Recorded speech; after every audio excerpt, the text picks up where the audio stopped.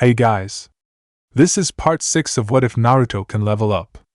Hit like and subscribe if you like this one, and also please check the author in the description. Let's start. We are pain, that's all. We are God.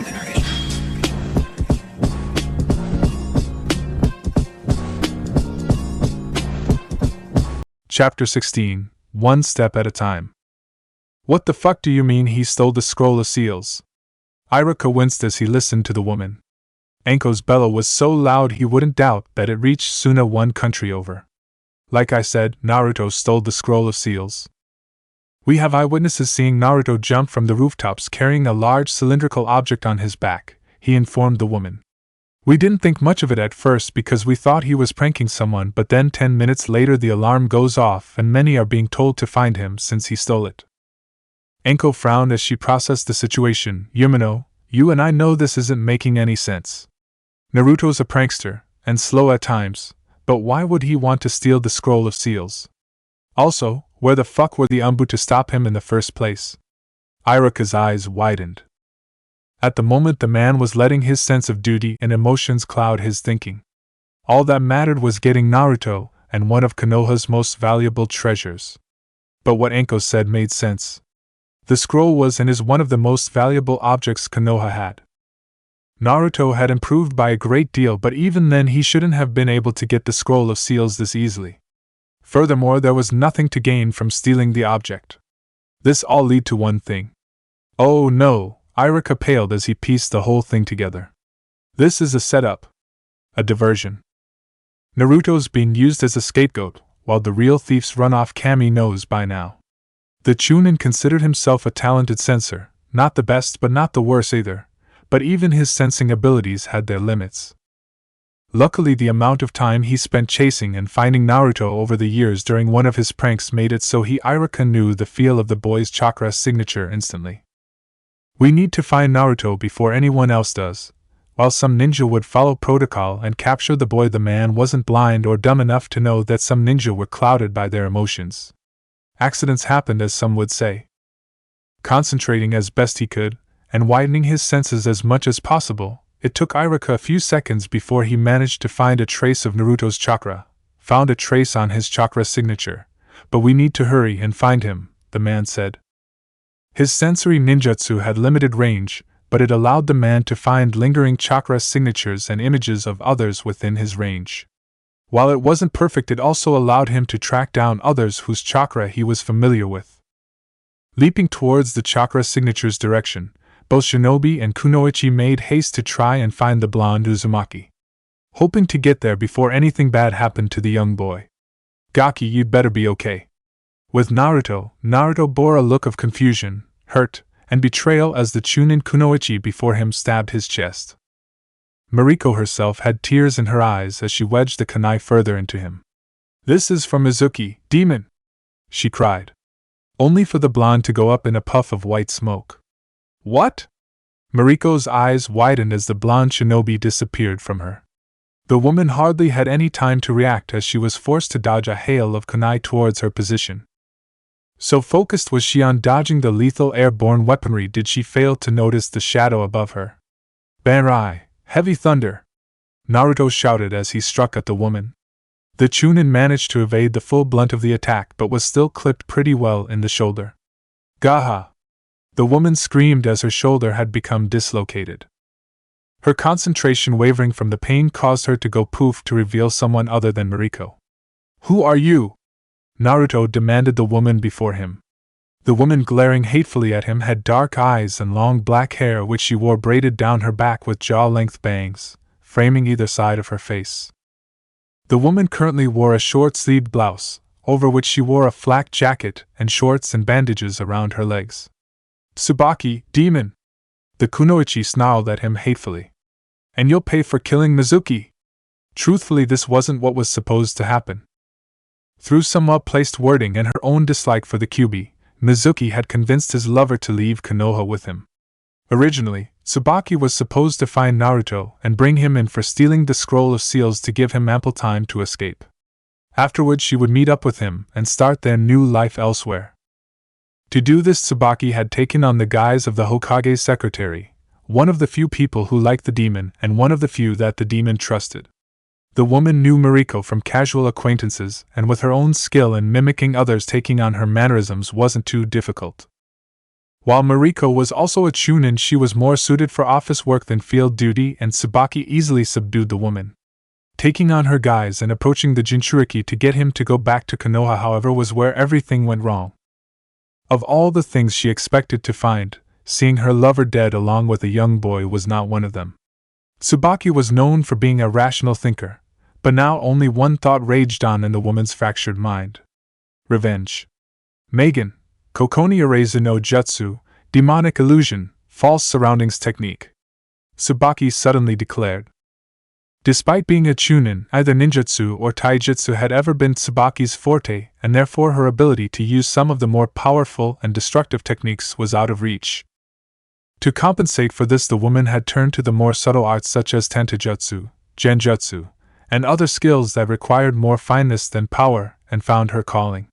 Tsubaki recalled Mizuki telling how Naruto was terrible at dispelling and detecting genjutsu and decided to use this weakness against him. The woman secretly added another layer to the technique on the off chance he did manage to somehow dispel it. As she called out her technique, Naruto watched as the area around him contoured briefly before his gamer's mind came into play and cancelled out the illusion for him.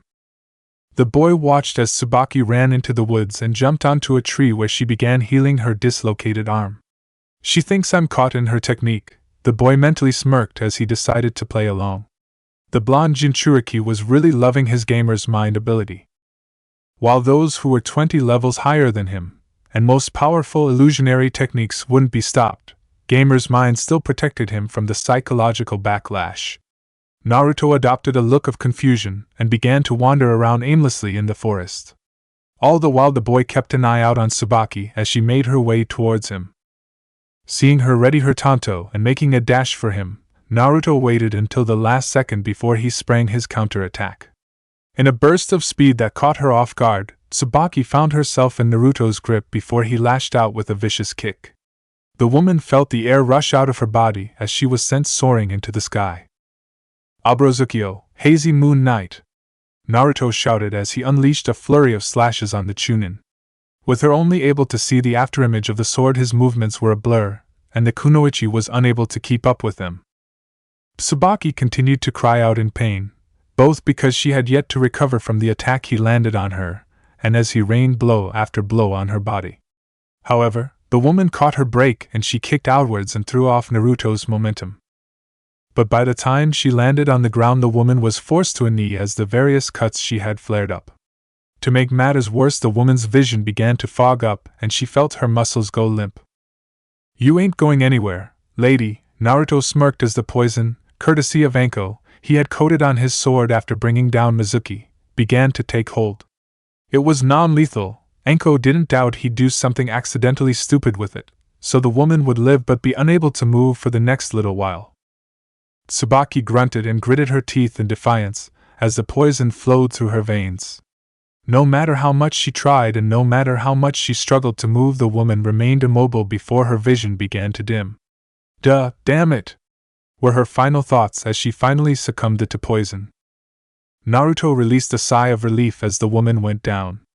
Naruto idly wondered if all chunin were this weak and easy to defeat, or if this woman and Mizuki were generally weak compared to how strong chunin were supposed to be.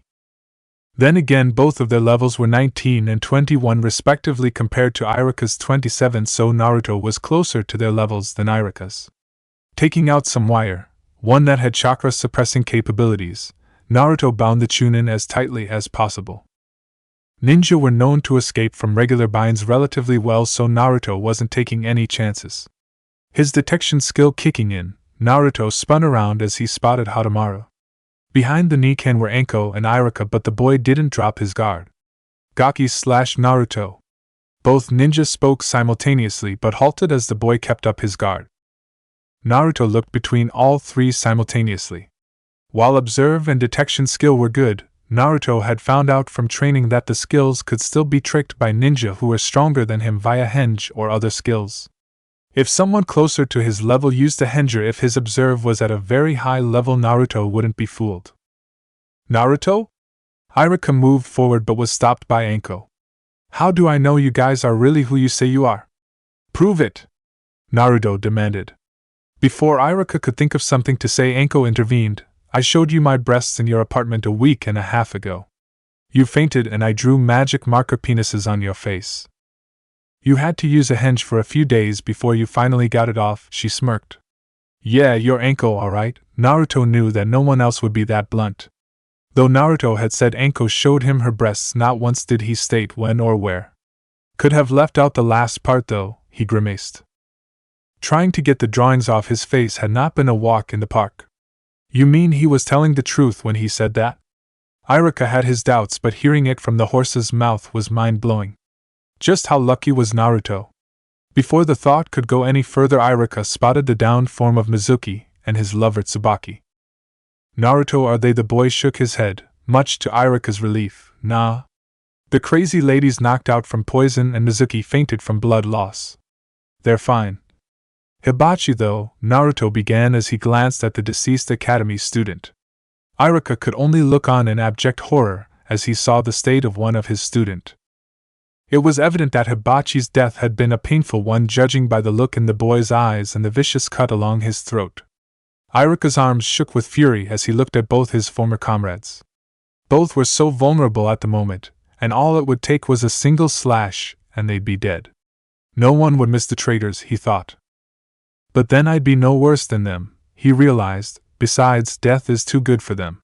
Let them rot in prison for the rest of their lives after we interrogate them, he thought as he moved to inspect the fallen academy student. Anko, meanwhile, he spotted, was checking on Tsubaki, the sweet kind of woman he thought she used to be. From his standpoint, Iruka saw that Naruto had done a decent job binding her. Watching as she made a few adjustments to the binding, Anko then moved on to Mizuki. The woman whistled as she saw the jagged slash on the man's back. The cut was definitely nasty if she ever saw one. As she gave the man a look over, Anko frowned and decided to test out her suspicions. Damn, we got a stiff over here. What? Even with the pressure put on him to stop the bleeding, the bastard here died. Body must have gone into shock from the blood loss. While the amount of blood loss, judging from the wound, wasn't much compared to the more severe cases Anko had seen, the amount lost had been enough for the body to go into shock nonetheless. Every case was different, and the lack of oxygenated blood flowing in the body proved too much. I killed him. Iruka and Anko heard Naruto mutter.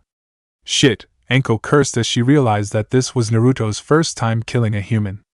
Oh, certainly he had killed many zombies and creatures before, but the idea of killing another human was a whole different ball of wax. Surprisingly, the woman saw her ward's face go from shock and horror to relaxed but still stunned expression. Must be that ability of his kicking in. Must be nice having such a skill. Anko wasn't lying, as she had seen how many would-be ninja let the trauma of it all impede them from ever advancing in the field. Those who couldn't take the killing would take office or non-combat jobs or stick to doing D-rank missions, while others would quit altogether. Others weren't so lucky, and Anko had seen where the trauma became too much and either broke their minds or they turned to liquor, hardcore drugs and other narcotics to deal with it. The most severe cases ended up taking their lives or worse. Naruto, are you alright? Iruka asked, and Anko thought him an idiot. Smooth, Yumino. The boy just killed someone for the first time and you ask if he's okay. Moron. Anko thought the academy teacher to be a nice guy, but her opinion of the man went down a bit. Gaki, breathe, Anko ordered her ward. Trust me, it'll do you some good. Watching him nod, Anko saw Naruto taking some air into his lungs. Better? She asked, and watched as he nodded. What are you feeling right now? Honestly, confused. I mean Mizuki-san. Mizuki killed Hibachi and would have killed me and made off with the scroll if I didn't do anything. I didn't mean to kill him, I just wanted to stop him, Naruto said. Do you regret it? She asked. I don't know. I didn't like killing him, but at the same time I had to stop him, Naruto answered. Good. If you enjoyed or felt nothing, then we'd probably have a problem. Knowing you didn't like killing him proves you're still human, Anko said, and then it dawned on the woman. Whether he wanted to or not, Naruto had passed the rite. At the mention of those words, Naruto recalled something else. Sensei, before I fought Tsubaki? He recalled her name. She said something. Oh? What's that? Iruka asked and would regret doing so. She called me the Kyuubi. She said she was an idiot for me fooling her for thinking otherwise. She called me a demon. Why? Naruto asked. Both seasoned ninja had mixed reactions. Iruka looked downwards and didn't know how he was going to explain this situation, while Anko had a more volatile approach. Iruka noticed the look and moved in front of the unconscious woman. Yumino, step away from the bitch. I don't care if I get in shit, she's snake chow. The woman snarled as she made her way towards Tsubaki. It was evident to Iruka that the purple-haired woman's anger was getting the best of her. The woman had every intention of finishing Tsubaki off had he not stepped in. Anko, I know you're angry, he began. Angry? Oh no, Yumino. I'm not angry, you've seen me angry, I'm fucking livid right now. She raged, and Iruka felt as if he was staring into the eyes of a predator, though more accurately he felt like he was looking at a mother who was protecting her offspring. That cunt had no right to say that, and you goddamn motherfucking know it. Anko! Iruka yelled to bring her back to her senses. I get it. But now's not the time, he nodded towards Naruto, and Anko immediately understood. The woman looked back at the fallen woman with a vicious scowl. Iruka swore that the amount of intensity in her look was enough to burn down an entire village if it were possible. The man assumed he'd have to restrain the woman, which would have been very difficult considered their skill gap. Thankfully she took in some deep breaths, and while the tension was still there it wasn't as bad. Naruto, as much as I want to tell you, I can't. Anko knew that there was no point in lying.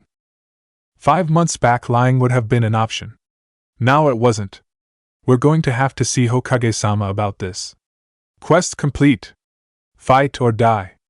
Main quest, defeat Mizuki, accomplished. Hidden objective, stall until backup arrives or defeat Tsubaki. Accomplished. Second hidden objective, learn skills from the Scroll of Seals. Accomplished. Total rewards, 7,500 EXP, 7 attribute points, 200,000 Ryo, 200,000 Ryo, and unlocked 4 skills. Congratulations! Your level has gone up by 1. Normally Naruto would have been giddy at the prospect of leveling up and getting such a number of rewards. But at the moment he paid little attention to it as he left the area with the group. Whine he heard as Hadamaru rubbed his head against his leg. The Nikin most likely felt the boy's distress and tried to cheer him up. Naruto cracked a smile as he rubbed the dog's head. Thanks, buddy. The boy still felt bad but didn't want his Ninkin's attempt to go in vain. Elsewhere minutes later, you're here. The boy noted the lack of the other 2 ninja. Seeing as how Mizuki and his lover aren't with you, it's safe to assume the plan failed. Kabuto adjusted his glasses. Though Orochimaru-sama thought it to be a long shot anyway, he won't be pleased regardless. Blame that disgrace of a ninja Mizuki and his lover, the informant told Orochimaru's right-hand man and second in command. I trust Orochimaru-sama's judgment, but using that excuse of a ninja was a bad move, they vented. Will they suspect anything? Kabuto asked. No, I took care of it when he didn't show up. As far as the village is concerned, they'll think the Jinchuriki killed him. It was a simple and basic maneuver, really. Orochimaru was a master of poisons and other lethal arts, after all. Secretly injecting an untraceable and odorless poison via a hidden seal was child's play for the man. The method of activating the seal having been passed on to the informant, though they also knew the man didn't do it often for 2 reasons. One being he did not want it to be traced back to him somehow despite how flawless it appeared, and the other was because Orochimaru was a sadist who enjoyed toying with his prey and watched them suffer.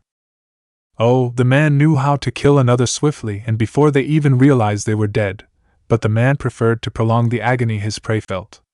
And the scroll? Here the informant scoffed. You and I both know that scroll was nothing more than a decoy. Kabuto shrugged as expected. Getting the scroll had been a long shot anyway. He knew it, the informant knew it, and even Orochimaru knew it. Though sometimes the unexpected did happen once in a blue moon. Konoha has become lax compared to years ago, and thanks to our manipulations the newest generations are weaker and ill-prepared for what's to come. But they are still one of the Great Five for a reason, the informant added. True, Kabuto would not dispute that fact. As it was, Konoha was currently ranked second in terms of military might among the Great Five. The village was outranked only by Kyuubi because they had not demilitarized like many of the other villages after the last Great Shinobi World War. One of the reasons why Kyuubi was stronger in terms of strength was because while Kyuubi used to have quality and quantity, the quality of their ninja had gone up significantly because of the new raikage. The man known as the Kyuubi no Gekureiju, Wrathful Thunder Beast of Kyuubi, among the titles he held, had changed the overall curriculum of the academy in order to improve the next generation. The academy was tougher and only 25 to 40% of those who started remained till the very end. But even then Konoha was the more popular of the Great Five. Having won more battles, having 4 of the 10 strongest clans from the era of warring states, and having a greater reputation than the others. Therefore the village hidden in the leaves easily had much more high-paying clients than Kyuubi did. What should I do now? The informant asked. Your orders are to lay low and continue gathering as much information as you can. As it is, Konoha knows that an enemy informant was in the villagers thanks to the scroll. Kabuto saw the informant nod before they disappeared in a puff of white. How did it go? Kabuto asked as a serpent slithered its way out of the underbrush. The black snake hissed at the medic for several minutes, each word understood thanks to his affiliation with the snake's Sannin. When the snake was done it disappeared in a puff of white and left the gray-haired medic alone to his thoughts. The male frowned and was sorely disappointed that Mizuki was dead. Not getting rid of the scroll like he was supposed to was going to cost them dearly. Were he alive, the traitor of Konoha would wish he was dead when the spectacle-wearing ninja was done with him. Even more so if Orochimaru decided to use him as a plaything. The only saving grace was that the scroll held nothing in it regarding the future invasion or his link to Orochimaru. Though Kabuto knew they'd be on guard and would be tightening security. The informant had dealt with Umbu quite easily because they knew their patrol routine and skill set. It had taken months to get it down, and now it would be more challenging and they'd have to improvise thanks to Mizuki's blunder. Plans would have to be changed to compensate for this. And Kabuto realized he needed to find out more about the resident Jinchuriki, it would seem. A few months ago the boy was a shoo-in for the title of Dead Last. Now he was a middle-ranking student who somehow managed to defeat 2, though albeit weak, Chunin-level shinobi. Something was up. Meanwhile, Hiruzen sighed as he finished reading the scroll and hearing the tale from his surrogate grandson. It's never a dull moment with you, is it, Naruto-kun? You should consider yourself lucky. Normally a fresh out of the academy and newly appointed genin wouldn't have lasted a second against a Chunin. Though had you not, we would have lost a village treasure in the process. He smiled though it disappeared when he saw the boy's look.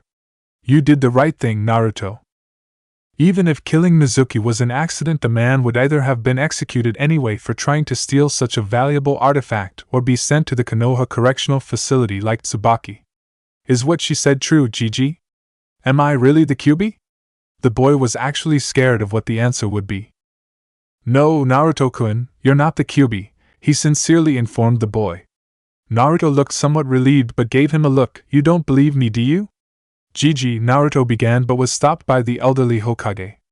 Sighing, Hiruzen knew he had no choice. The boy was slowly putting pieces together, and Hiruzen realized he was delaying the inevitable. I wanted to tell you when you were older, but you deserve to know the truth. Hokage-sama, Iruka interjected but flinched as he got a scathing look from Anko and wisely kept his mouth shut. As you already know, 12 years ago the greatest of the 9-tailed beasts attacked Konoha without warning.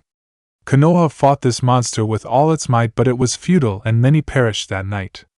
Knowing we were no match for the powerful demon, the Yondaime chose to seal the beast inside a newborn infant. Regrettably you were that infant, Naruto. And instead of seeing you as the savior of Konoha for holding the Biju inside you like the Yondaime wanted, you were seen as a monster instead. Why me, Gigi? Naruto asked. Honestly, I don't know, Naruto. Hiruzen hated to lie to the boy but thought it was best at the moment. As for why they hated you, I'm afraid I'm partially to blame. I foolishly believed in Minato's words and it resulted in the village despising you instead. The people were suffering, confused, and angry, and it resulted in them channeling their wayward emotions they felt towards you. Fuinjutsu is an uncommon and very abstruse skill that few know about. To them, the thought of sealing a being of such vast power is inconceivable. So instead, they began to think the Kyuubi was changed and weakened into something else. Me, Naruto concluded, and the boy's hand shook before he felt Anko's hand on his shoulder. They're ignorant idiots, Gaki, Anko began. Believe me when I say I know how you feel. The boy merely nodded before a thought occurred. Gigi, you said the Kyuubi was the greatest of the nine-tailed beasts. Does that mean there are others? Unfortunately, yes. Each of the great 5 villages in Takigakure no Sato has a biju or 2 of their own, all of which are either hidden or sealed inside another person called Jinchuriki. Konoha itself didn't have one, as the Kyuubi remained elusive and stayed away from other settlements. Why it suddenly attacked we still have no idea. Hiruzen lied once more. Only this time he did it to all 3 ninja before him. Is there anything else you'd like to ask? Hesitantly, Naruto asked one more question. Does it get any easier, Gigi? Killing someone? Naruto asked the man. Hiruzen released a wisp of smoke from his mouth before he answered the boy. For some the act of killing does get easier over time, and for others not so much, Naruto-kun. Believe it or not, it is one of the reasons why certain shinobi are promoted to Umbu, as they can stomach and turn off their emotions in order to perform the tasks other ninja cannot mentally handle. Speaking of the Umbu, where the hell were they when the scroll of seals got stolen in the first place? Anko asked her village leader. Umbu were known for 2 things: being the best of the best all around and being extremely talented in a certain ninja aspect. The other was they were known as the shadows and eyes of a village and knew virtually everything that happened. Hiruzen frowned as the woman asked him the question. Many of our Umbu forces were either led on a wild goose chase through some very thorough and falsified missions. They were the lucky ones. Others were found dead in their homes or in discreet locations, and that's the ones accounted for. We have yet to discover where the rest of them are. Hiruzen's tone made all 3 subordinates tense as they felt the brief but powerful killing intent originating from the man. The man known as the 3rd god of ninja took the matter extremely serious. Not only were some of his best dead and missing, but whoever did it somehow managed to pull it off under his very nose. This meant the individual was either an incredibly talented ninja or Hiruzen's skills had dulled considerably. 10 and perhaps even 5 years ago this would never have happened under his watch. The event made the man known as the 2nd professor realize that he could no longer perform his duties as Hokage to their utmost anymore. While he was not out of the count yet, and still the strongest Kage currently in office because of his vast knowledge and prowess, the man was no spring chicken either. Though part of the man debated if that statement was true anymore. His reserves and prowess as a ninja were a shadow of their former selves. The man couldn't even properly perform some of his favorite and powerful techniques any longer, such the shadow clone technique, without risking his health. Such is the curse of age. Hiruzen somewhat understood his wayward Tsunade a little better. While the woman had physically and rapidly aged prematurely compared to others, partially thanks to large amounts of stress and other factors, she was still a descendant of the Senju and Uzumaki bloodlines. Depending on the individual, those in their 60s or 70s could still fight with the ferocity and prowess of someone in their 30s or 40s because of their amazing vitality. Despite being in her 50s, the woman would still be able to fight others as though she were still in her prime if she kept herself in fighting shape. Something he realized was most likely envied by his traitorous student, Orochimaru. Hiruzen shook his head as he found himself lost in his thoughts. Something that was becoming a regular occurrence, he noted. At any rate, you did very well, Naruto. The man smiled before taking out a piece of paper. The Hokage jotted down a few things before he handed it over to the boy. Consider it a reward for completing your first B-rank mission. The boy's eyes threatened to pop out of his skull as he read the amount. Guess that explains where the money comes from. Wait a minute, a thought crossed his mind. A B-rank mission. Shouldn't getting the scroll be classified as higher? The man's response was to chuckle, much to the boy's confusion. Normally, yes. Had this been the real scroll of seals, he laughed as he saw their looks. I honestly hope you didn't think this was the real thing? The man deadpanned as the 3 ninja looked bashful. You did, didn't you? It was more of an accusation than a question. The man released a deep and long sigh, shaking his head all the while. The elderly Hokage honestly couldn't believe these 3 for thinking such a thing. He would admit that Konoha had gotten lax, something he realized would have to be corrected, but for some to think getting such a sacred treasure of Konoha would be this easy was insulting in the man's mind. Guess that explains why there wasn't much in the scroll. Sure, learning the techniques had been great additions, but most of the other stuff in there were either too high levels for him to learn or downright useless. The one thing he realized they had in common, other than the techniques he learned, were they were common or slightly uncommon techniques ninja knew. Makes sense now that I think about it. Muttering under his breath, Hiruzen dismissed the 3 ninja from his office. With everything that happened, the man knew he was going to be up to his neck with paperwork. With the new genin starting tomorrow, the man was in for a tiring day. Naruto's apartment. After seeing Irika off, Anko took it upon herself to see her ward and his Nikin get home safely. He was strong for a newly promoted genin, capable of taking down certain chunin, but Naruto wasn't all-powerful. Even with his name cleared from stealing the scroll of seals, others would potentially look for an excuse or feign ignorance to the order. It was an old tactic many ninja use today.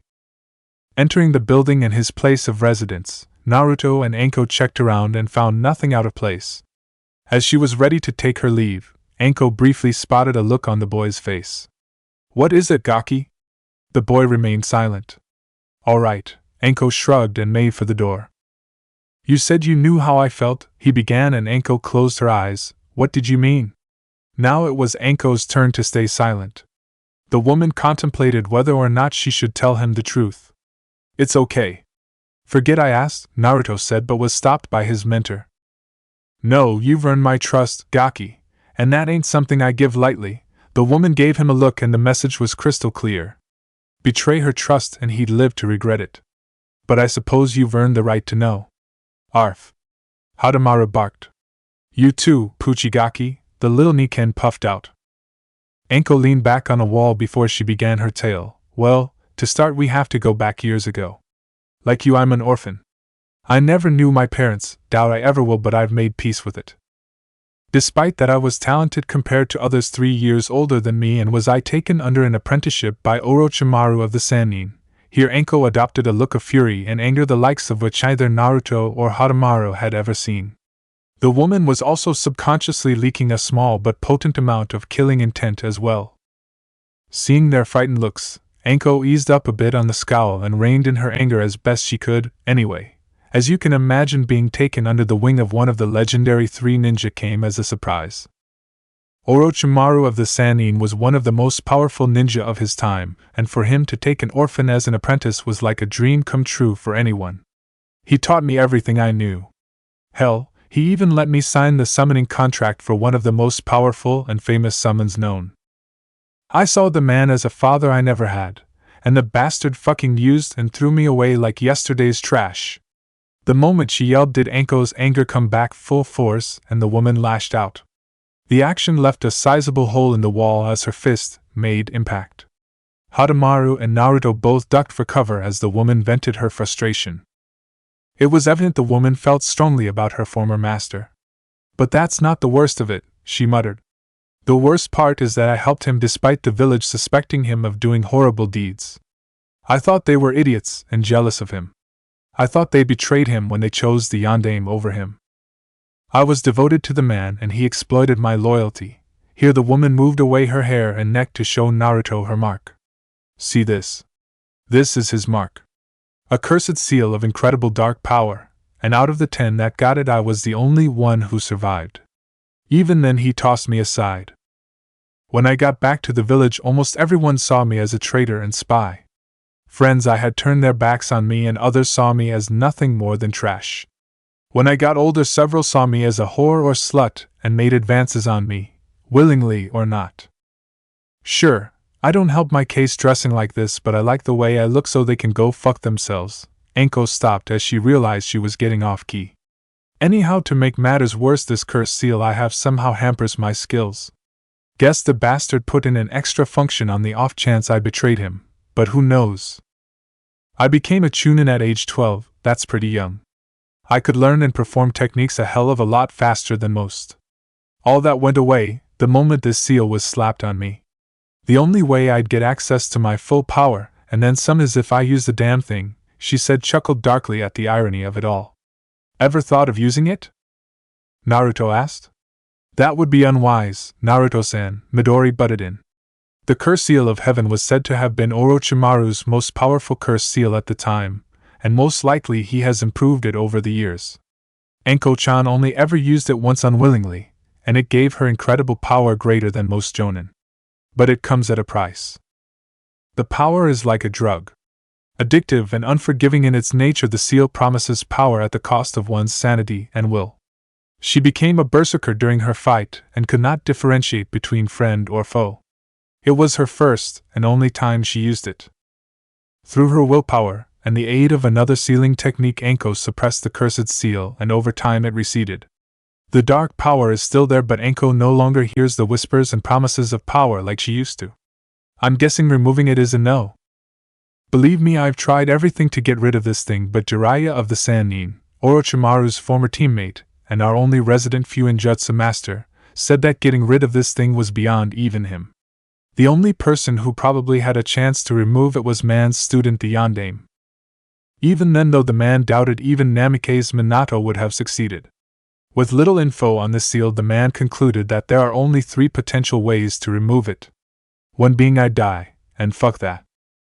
The other is Orochimaru himself removing the damn thing, or the man potentially dies too, as cursed seals are usually tied to the individual. Either way, both latter methods were not going to be easy to accomplish. I myself tried to get the seal removed from her by threatening to cancel our contract with the monster. Being a descendant of Hokuji-sama and one of the more powerful summons of the clan, I was one of the prime candidates to lead the clan when the previous clan leader passed away. Unfortunately, another and much stronger serpent by the name of Manda was also a prime candidate and had more favor in the clan. Part of his strength was thanks to his own skill, but many suspected it had also been enhanced by Orochimaru as well. No one dared to voice it though, as Manda could easily crush them. Midori told her part of the story. In the end we fought and I lost. However, I was loyal to Anko and not Orochimaru, and because of my refusal to follow Manda loyally, I was banished and had my power sealed. I can only momentarily regain my full strength after I did some tinkering.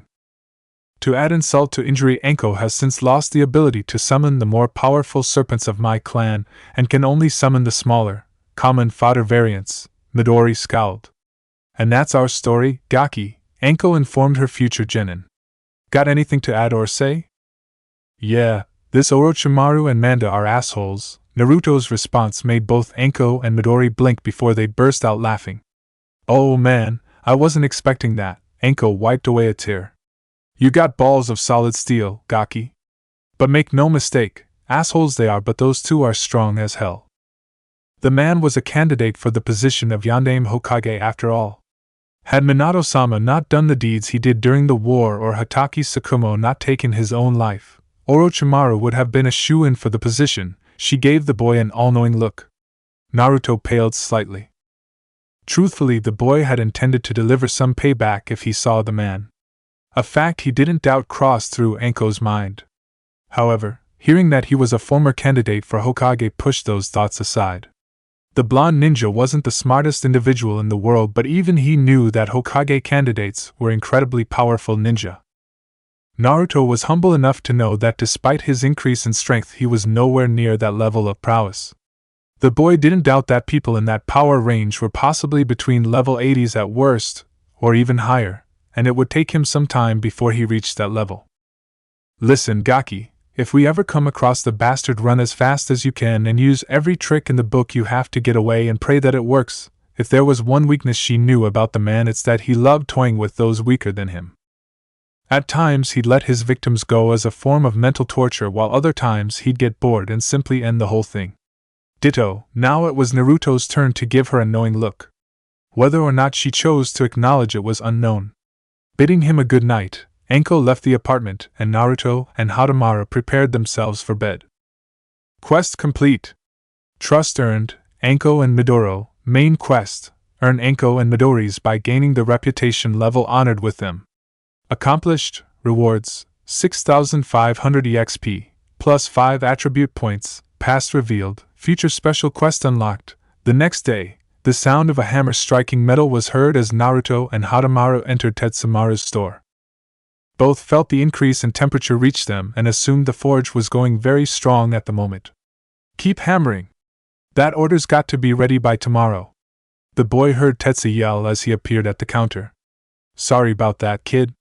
Backed up like crazy at the moment with orders. What can I do for ya? Is my order ready? Naruto asked the muscle-bound man. Your happuri's done. Orders like that don't take very long, but your other order's gonna take a few extra days before they're finished. Would have been less, but the sudden influx of work I got pushed the due date back. Sorry, kid, the man apologized as he handed the boy his happuri Hittite. Happuri style Konoha Hittite.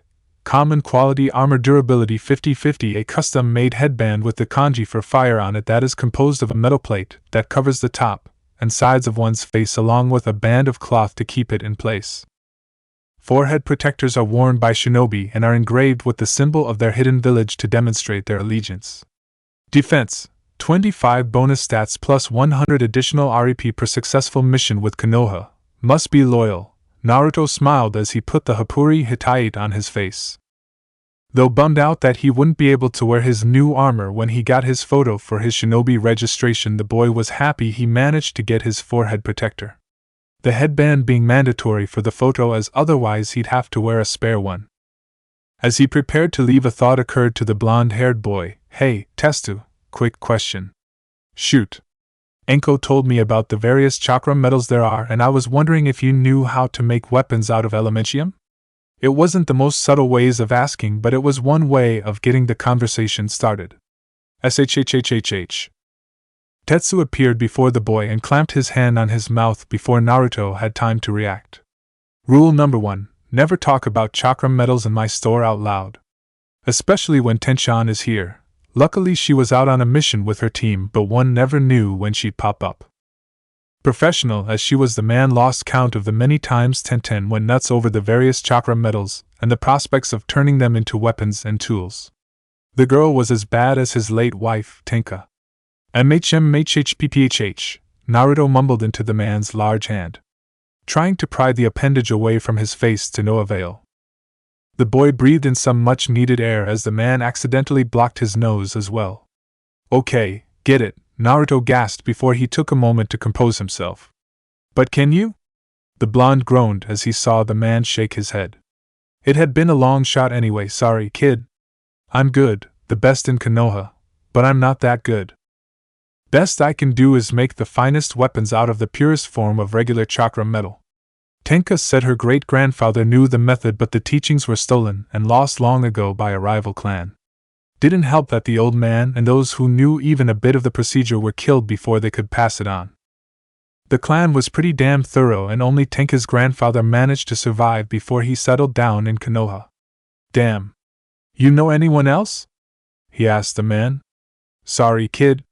The method to properly smelting the rarer chakra metals isn't exactly common knowledge. Most people kept the art a secret because of fear of being targeted. Many have tried to replicate the act but only ended in failure. The art was created and perfected by the legendary swordsmith, Goro Nyuto Masamune after all. Masamune? Although it was Muramasa who was the greatest swordsmith of all time, Naruto stated, and the man groaned. I'm really getting sick and tired of hearing that. Had Tenten and his late wife heard that, the boy would have gotten more than an earful. It was a frightening sight to see, actually. Muramasa was a student of Masamune and a very impressive and legendary swordsmith in his own right, too. But the man couldn't hold a candle to his master. The only reason Muramasa is more well known is because some idiot historian noble got the two mixed up. So instead of wanting to look like a moron, he bribed those who knew the truth to keep it a secret, among other things. Naruto could believe it. In many video games he played the noble's OCs, hated to be proven wrong and would go to great lengths to cover it up. Anyone who tried to say otherwise ended up convinced or disappeared. Naruto guessed that it was based on real life, which was a scary thought. The other reason is because Muramasa was known for creating powerful demonic and evil blades that could render those who wielded them insane with bloodlust, killing anyone, be they friend or foe, before it ultimately lead to the death of any of those who wielded his creations. Thus he was forever known as Hyomato no Muramasa, Murasama of the evil possessing swords. Masamune's swords were the exact opposite, and his method of forging swords not only offered a superior sharpness and durability, but also only harmed those who the wielder viewed as an enemy. How and why this happened for either one of them I don't know. But Masamune's teachings and methods on how to forge the rarer chakra metals were coveted even beyond the highest possible level, the man explained. That valuable, huh? Naruto surmised. Put it another way.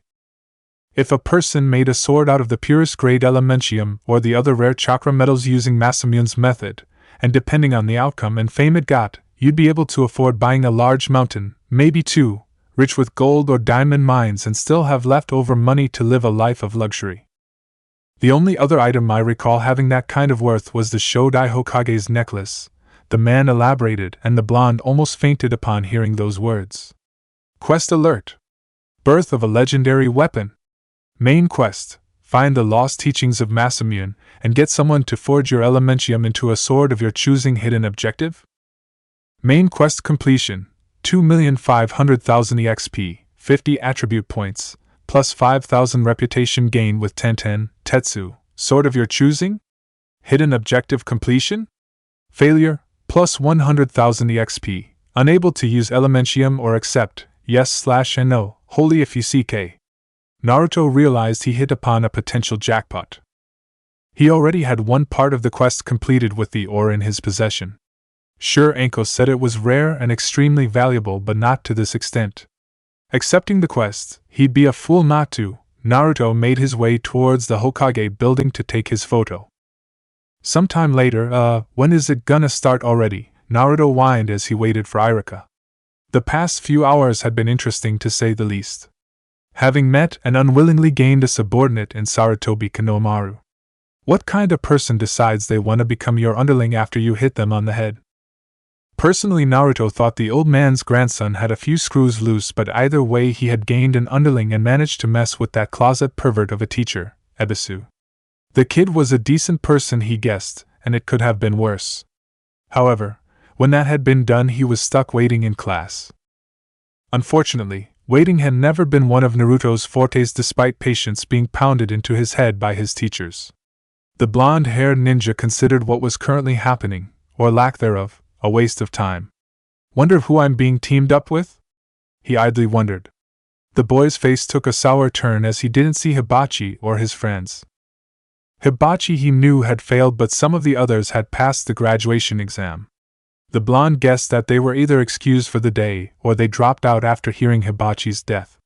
Before he could begin looking around some more, the blonde and the rest of the class saw the classroom door open. Greetings, everyone.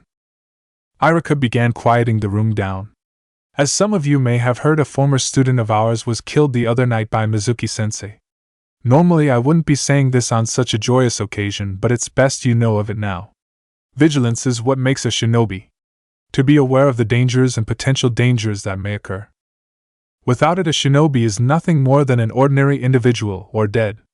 I implore each and every one of you to be vigilant. I don't wish to hear that another one of my students is dead for lack of foresight. Now, before we begin, I'd like us all to bow our heads in silence for Hibachi. As the man began, Naruto silently gauged the reaction of everyone in the room. Many were taking the news of Hibachi's passing, and by the hands of one of their own teachers, with various effect. Some looked pale as snow, others looked frightened and ready to piss themselves, and others were more worried. Naruto saw that those from purely civilian background were taking it hard the most, while those from a clan or with shinobi family members took it better. Alright then. Let's begin. Iruka ended the minute of silence as she began listing off the teams. A couple minutes had passed before the man finally announced a name he knew. Team 7 will consist of Uchiha Sasuke, Inuzuka Kiba, and Haruno Sakura. Naruto heard Kiba groan and the thud as his head made contact with the desk. Sakura, as expected, cheered and announced, "True love conquers all." Much to the displeasure of Ino and the other fangirls, all three of you will be taught by Hatake Kakashi. Naruto's face furrowed slightly as he recalled the name Hatake. Can he be related to that Tsukumo guy Anko mentioned? Team 8 will consist of Yamanka Ino, Hyuga Hinata, and Uzumaki Naruto. Your sensei will Mitarashi Anko. Ino groaned upon hearing that. The blonde girl had nothing against Hinata as she wasn't interested in Sasuke, but the Yamanaka heiress was hoping to be on a team with Sasuke. Sure, Naruto had gotten better and wasn't dead last, but he was still an idiot in her books. Part of her was also surprised she hadn't been placed with Chuji and Shikamaru, considering their family history and how much their fathers pushed them to socialize. Either way, it was no skin off her nose. Hinata, on the other hand, had a different reaction. I'm on Naruto-kun's team. The thought of it made her face go supernova as she finally processing those words. The indigo-haired Hyuga nearly fainted had she not willed herself not to. Even then it was pretty close. Hado, Naruto began, I don't know if I should be happy or scared. On one hand, he had Anko as a teacher and 2 teammates he could get along fine with over time, which was awesome. The only problem was if he excluded Hato, then it meant he was outnumbered 3-1 on the female-to-male ration. This is either really good or really bad. To some, being a part of a team of 1 male and 3 females was a dream come true. Naruto knew it for what it was. His opinion wouldn't matter if all 3 girls banded together. Hey, what the hell, Iruka-sensei? Kiba shouted and ignored the man's chastising. Why's the dope get to be on a team with chicks and I'm not? The teams are assigned based on balancing of strength and critical thinking, Kiba. For instance, it is common practice for the dead last and the rookie of the year to be placed on the same team. The man sent the boy a look, and the majority of the class laughed as they realized what he was implying.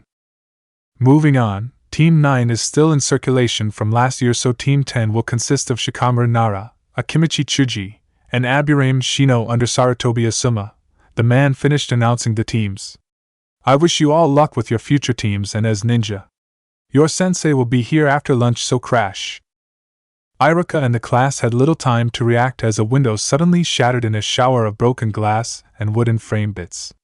The man suddenly appeared battle-ready, drawing out a kunai and prepared for what was to come. However, the instructor nearly face-faulted as a banner began to unfold, and out popped the vivacious Mitarashi Anko. Hello, everybody! The incredibly hot and sexy Mitarashi Anko has arrived. Anko cheered as she took a bow in front of the stunned class. Of course, Naruto and Hadamaru groaned at Anko's antics.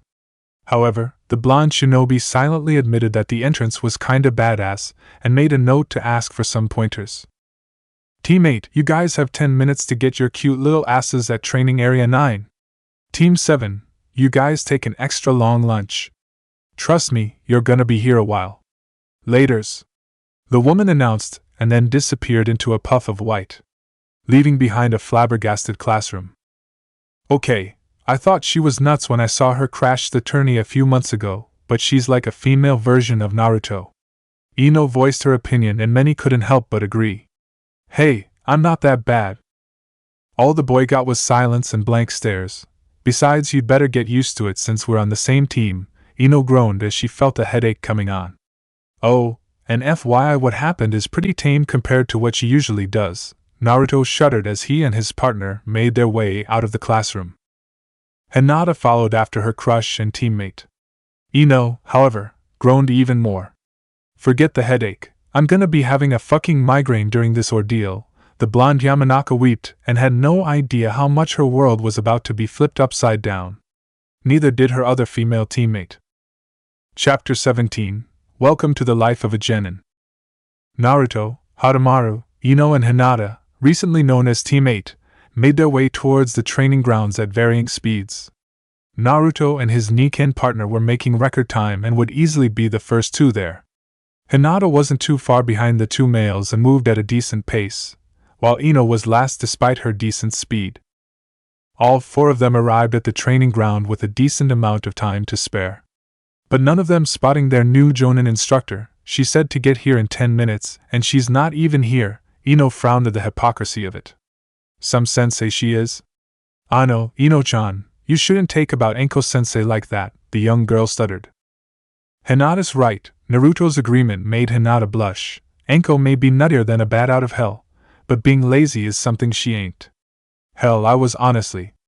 Oh shit! Duck and cover! Naruto suddenly yelled and both he and Hadamaru took cover behind a tree.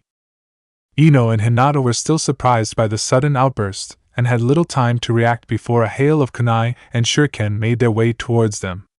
Both newly graduated female genin dodged and swerved out of the deadly projectile's incoming path as best as they could. Hinata, with her clan's training and greater perception, managed to dodge most of the airborne weapons with relative ease, though the Hyuga felt her clothes being cut in a few places as well. Ino, while not coming from a taijutsu-oriented clan, had natural grace and reflexes that most girls in the academy sorely lacked. The Yamanaka heiress bopped, weaved, and even back-flipped under the kunai and shuriken thrown at her. The way she moved made it look almost like a dance. Despite this advantage, her reaction time was off a few times and Ino felt her clothes and hair being cut. The flurry of weapons continued for a little over a minute before it finally ended. When it did, both Ino and Hinata stood battle-ready with a few cuts but no worse for wear. Not bad, not great, but not bad. Anko suddenly appeared between the two female genin and both visibly relaxed, which soon proved to be their big mistake. Ino and Hinata immediately found themselves wrapped and bound by serpents of various size and color. The two struggled and wiggled as best they could to escape from the confines of the coiling serpents, but had no such luck. Each struggling movement they performed actually felt as though it was being tightened by Anko's minor familiars. Rule number 1, girls, ninja play dirty. Remember what I said, how ninja can easily stab you in the back if you let your guard down. Anko chastised before looking for her senior student. Gaki, Puchigaki, you pussies, get out here! She ordered. Hell no! Was the reply. I'm not falling for that trick. Arf. Agreed wholeheartedly. Damn. I taught those two too well, Anko cursed. Realizing she wouldn't be able to have more fun at the moment, Anko sighed before she released Ino and Hinata. Upon seeing this, Naruto and Hadamara finally made themselves known, but it was evident by their body language that they were keeping their guard up. A wise decision, really. Anyway, not bad, kiddos. However, you three still have a way to go. I'm gonna push, I'm gonna break you. And I'm gonna make you puke your guts out. Frap your body till your bones hurt. When you squeal, I'm just gonna go faster and harder, till finally you're molded into proper kick-ass ninja. Her grin sent shivers at each and every one of their backs. Because of their time with the woman, both males were used to it, but even then the act made them cringe and flinch back with fear. Ino and Hinata, however, paled considerably to an unknown degree. The two had seen a side of the woman months ago and thought she was strict. Both just now realized that it was only a part of her personality. Assuming you passed the test, of course, she shrugged, much to their confusion. Huh! All three genin wondered what she was talking about. Oh, didn't I say? Her tone resonating with sweet and fake innocent. The exam was only to help determine who had the potential to become genin and weed out the rest. In order for you to become true genin, you all need to pass your teacher's test. And FYI, out of all the academy graduates, only 33% of the teams have a chance of passing the test. What happens if we fail? Ino asked. Several options. If your skills are good enough, you may get taken as someone's apprentice, but that's rare and only if you're lucky enough. The other is the team is split, but some of you have enough of the right skill and mindset and are put in the reserve until a spot becomes available. At which time all you'll be able to do is D-rank missions for the next several months or so. And finally, and this is the most common, you fail, lose your headband and genin title and go back to the academy for another year, was her answer to the gaping blonde. Oh, fuck me, Naruto cursed at the unfairness of it all. All that hard work, and there was a chance that he'd have to wait a while. Are you kidding me? Ino yelled, that's bull crap. Tough shit, Blondie. That's the world we live in. Anko didn't care if it wasn't fair. Ninja didn't really do fair, and the sooner they acknowledged that, the better. Now I suppose you all want to rest before taking the test? She asked, but Naruto knew better. Well, too bloody bad for you. The test starts now, kiddies. Quest alert. Hide and seek. True genin exam main quest. Pass Anko's test to earn your right as a genin. Potential rewards: main quest completion, 2000 EXP. Keep your title as a genin. Failure, 250 EXP. Potentially lose your title as a genin and return to the academy. Quest is mandatory now. The test is simple. We're gonna play hide and seek. Anko said, and though both Hinata and Ino thought it, didn't think it wasn't that bad, Naruto knew it was nowhere as simple as it sounded.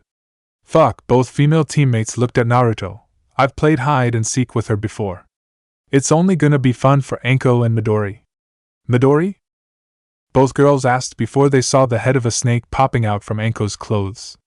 Where the hell was she keeping that thing? Ino wondered. Someone call me? The green serpent slithered out from Anko's trench coat. It talks, a wide-eyed Hinata stammered, an act that was mimicked by Ino. Oh, right, ignorance. Anko recalled how the academy students had not been taught about summons. Yes, the snake can talk and her name is Midori. Midori, Ino, and Hinata. Ino and Hinata, Midori, she introduced the three to one another. Greetings, Ino-san, Hinata-san. Midori bowed to the two stunned genin. Naruto-san, nice to see you again. Arf. And you too, dinner, Midori smirked as she saw Hadamaru cower behind Naruto. Whereas Naruto had a healthy fear of Anko, Hadamaru had a healthy fear of Midori. Especially since Midori could easily swallow the young Niken under a second if she chose to. Now that that's done, here's what we're gonna do. I'm gonna hide and you three will seek me out. You have about 2 hours to do so. If the time passes and I've yet to be found, you fail. The woman produced an alarm clock and set it to go off in 2 hours. Wait, 2 hours? Ino cocked an eyebrow at the absurdity of it all. No sweat, sure Anko was a jonin, but half that time was plenty enough to locate her in the blonde's mind. Oh, that's not all, Blondie. Anko's grin came back full force. Nice going, Ino. Naruto knew the torture was about to begin. To make things a little fair, I won't be moving from my spot. However, I will defend myself and Midori will also be there to defend me. Know what that means? The woman looked at Hinata for the answer. Ano, that means that not only do we need to find you but use all strength to tag you as well? Hinata slowly answered. Her clan really did a number on her. Much like Naruto, Anko knew she'd have her work cut out for her with Hinata. At the least she's smarter than the Gaki. Girl probably has brains on things she doesn't even realize about. Correct, good job, she smiled and the girl blushed at the praise. If you want to tag me, you're gonna need to come at me with the intent to kill. Trust me, you won't get anywhere near me without doing this. Won't you get hurt, sensei? Hinata asked. Though sweet of you to ask, it's kinda insulting, too. I just got promoted to jonin, but the power and skill difference between my rank and yours is pretty damn big. When I say come at me with the intent to kill, I mean go all out, and use everything you've got to try and tag me. If you don't, you might as well go back to the academy, Anko informed them. Oh, and one last thing. Only the first 2 of you who tag me get to become genin and stay on my team. The other one is sent back and gets to listen to Yumino's lectures for another year. What? Ino and Naruto yelled while Hinata became as stiff as a tree. Ready, set, go. Anko laughed before she and Midori subsequently disappeared, and all that was left in their wake was a white cloud of smoke. All 3 genin were left momentarily stunned by Anko's sudden proclamation before they split up and began to track their teacher. Wonder how they'll do? Anko smirked before she began to relax and wait for her students to find her. It would be quite some time before they did. All 3 were using different methods of locating the woman. Damn it! Where the hell is she? Ino cursed before she moved on to another location. Ino came from a clan that was quite adept in the use of sensory ninjutsu, and was using it to her best ability to locate Anko. The only problem was that Ino had not concentrated as much on her clan techniques as she should have and was now paying for her lack of skill in sensing others. Hinata wasn't faring any better either. While the Byakugan was known and feared throughout the elemental countries for its ability to see at far-off distances, the vital chakra points, and see through virtually everything, the eye was only as good as the one who used it. Compared to the other clan members of the main family her age, Hinata was only capable of seeing 40 meters all around her compared to the usually 100. Her only saving grace was her ability to see even further than most in a singular direction. I can't fail, Hinata frantically searched for the location of her teacher. She had come so far, having been teamed up with the one she admired the most even, and Hinata did not to have it all end prematurely or in disappointment. While the 2 kunoichi of his team searched for Anko, Naruto opted a more practical approach. You find her sent yet, Hato? Naruto asked his partner. The two had been looking for the woman for a good 10 minutes now, and neither one had any luck finding a trace, clue, or scent of where Anko could be. Arf, Hadamaru whined in response. Naruto frowned as he saw his partner become dejected at the fact that he couldn't get a scent on the woman. No problem, buddy. She's probably covering up her scent somehow. The boy frowned as he recalled the humiliation both he and Hadamaru faced some months back thanks to that. Never did get the chance to give her some payback. Maybe ga. No, focus. Naruto chastised himself as his mind wandered off. Right now he needed to concentrate on locating Anko. He'd be damned as hell if he went back to the academy after everything he did and accomplished so far. Okay, then can try and find. I know you're there, Ino, Naruto announced, his detection skill coming into play. The only way around it was if her stealth was greater than his ability, or if she had a technique that hid her. The hell? How'd he knew? Certainly Naruto had gotten better in the last 4 or 5 months, but to be able to know she was there had not crossed the Yamanaka heiress's mind. Fuck, plan B. Guess I underestimated you. Ino identified herself and began walking towards him in an attractive manner. So, Naruto-kun, what say you and I? Yeah, that little routine worked on Kiba because he's a horn dog, but when you're tutored by Anko for a few months you'd get used to that shit, Naruto deadpanned, his words making Ino miss a step and become despondent that her seduction attempt failed. Ah shit, Ino groaned and decided to cut the crap. Naruto wasn't the sharpest tool in the shed, but he wasn't a total idiot either. Alright, fine. I'll level with you, Naruto. We both know that only 2 of us will be a part of a team. The way I see it, you and I team up and try to find Anko-sensei before this ends. You win, I win, it's a win-win situation where everyone goes home happy. Yeah, everyone except Hinata, of course. Naruto glared and Ino winced slightly. Hey, I got nothing against Hinata. Ino was being honest as she said that. But like it or not, Anko-sensei said she'd only take 2 of us, and I for one am not going back to academy. Ninja are supposed to take advantage of whatever opportunities present themselves. Naruto frowned once more. Only this time it was in regards to the current situation. Anko and Hate had told Naruto about teams with only a Jonin and a Genin, and that was due to apprenticeships. The only time a team ever had 2 Genin and 1 Jounin was when one of them was either sick or Kia. As began putting the pieces together, Ino became annoyed. Fine, whatever. I'll do this by myself. What? Wait, Ino. He called out, but the girl had already left. Damn it. Hato, can you find Hinata? Arf. The playful bark confirmed that he could, and both of them made their direction towards their Hyuga teammate. 20 minutes later, and having little luck finding her teacher, Ino opted a different tactic and scouted the area from above. Her mind taking over the body of a hawk, to which she then soared high into the sky to get a better view of the landscape. Ino scoured the land as best as she could, still getting used to the whole eyesight feature the raptor had, before she finally hit pay dirt. Found ya, Ino declared as she returned her mind to her body. When she was about to head out, Ino found herself bound to a tree. What the hell? She struggled before she heard a grunt in front of her. Oh, you bastard, Ino growled as she spotted her teammates. Ino knew that Hinata was too sweet to do something like this, so she directed her attention towards Naruto. When I get out of this I'm gonna need you to listen, Naruto said and unfurled some duct tape. Don't you even? Ino didn't get the chance to finish as Naruto promptly taped her mouth shut. The Yamanaka heiress glared hatefully at the boy, and if looks could kill he'd be dead 10 times over. Now then, there are 2 options before you. 1. Hinata and I leave you here, bound, gagged and pissed off as hell, while we try and land a blow on Anko-sensei and pass. Or 2. You can listen to what I have to say and we all pass. Choice is yours, but if you have any plans of escaping I'm letting you know now that wire is designed to suppress your chakra. Shit, Ino slumped. There went that idea. Having no other choice, Ino was forced to go with number 2 and listened. Sometime later, 59 minutes and counting, Anko frowned. Maybe she overestimated the 3 of them. Oh, sure, Naruto had potential, and if push came to shove she'd take him as an apprentice. Talent such as that shouldn't be wasted in her mind just because the other 2 didn't want to work as a team, or knew how to find her.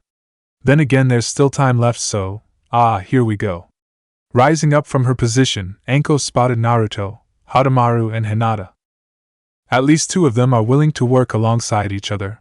Unfortunately, all three needed to work together to pass. As it was, Anko would be taking an apprentice while she'd recommend Hinata be put into the reserve. Ino would be going back to the academy, it seemed. Shame, really. Inoichi's kid had potential, too, Anko thought before focusing on the task at hand. Took you too long enough. If it takes you this long to find me, then how long do you think it will take to touch me? Naruto's only response was to make some shadow clones and then blare through some hand seals as they threw several shuriken towards her. Shuriken Kage Bunshin no Jutsu, Shuriken Shadow Clone Technique. Soon the shuriken multiplied from 7 to 70, and all of them sailed through the air towards their intended victim. The clones didn't stop there as Naruto followed up with another technique, Futon, Dai Repusho no Jutsu, Wind Release, Great Gale Palm. Whoa, shit! Anko's eyes widened as the weapons gained a considerable boost in speed. The woman soon found herself protected by a coiling and enlarged Midori. However, while some bounced off her skin, the speed and power from the technique forced a considerable amount to pierce into the serpent. She was nowhere in immediate danger, but the weapons would slow her down. The snake would be forced to remove the weapons before she moved, as it would otherwise rip her skin. Damn it, Gaki! When I said come at me with the intent to kill, and I didn't mean you should actually kill me. Anko considered herself fast, but the effective and unexpected combination was too much even for her speed. The woman thought herself lucky, really, as she recalled how Hiruzen was able to make 1,000 shuriken clones out of a single shuriken. Anko wasn't blind and knew Naruto would have probably taken a peek at the pseudo-scroll of seals during last night's incident. She would have too, really. It was obvious that the boy had learned a few new tricks, but had yet to master this one to the same extent as Hiruzen's.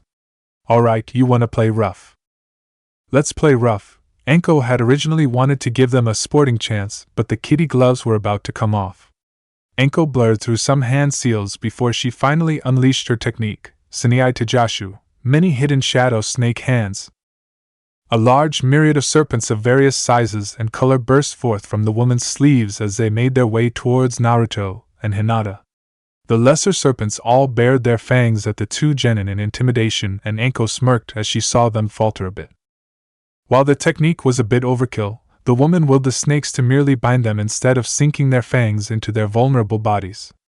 Naruto made a valiant effort to block the snakes by repeating his previous technique combination, but the snakes were too great in number, and both found themselves bound by the familiars. Right before they blew up. What? Bunshin Daibakuha, clone Great Explosion. He learned that too.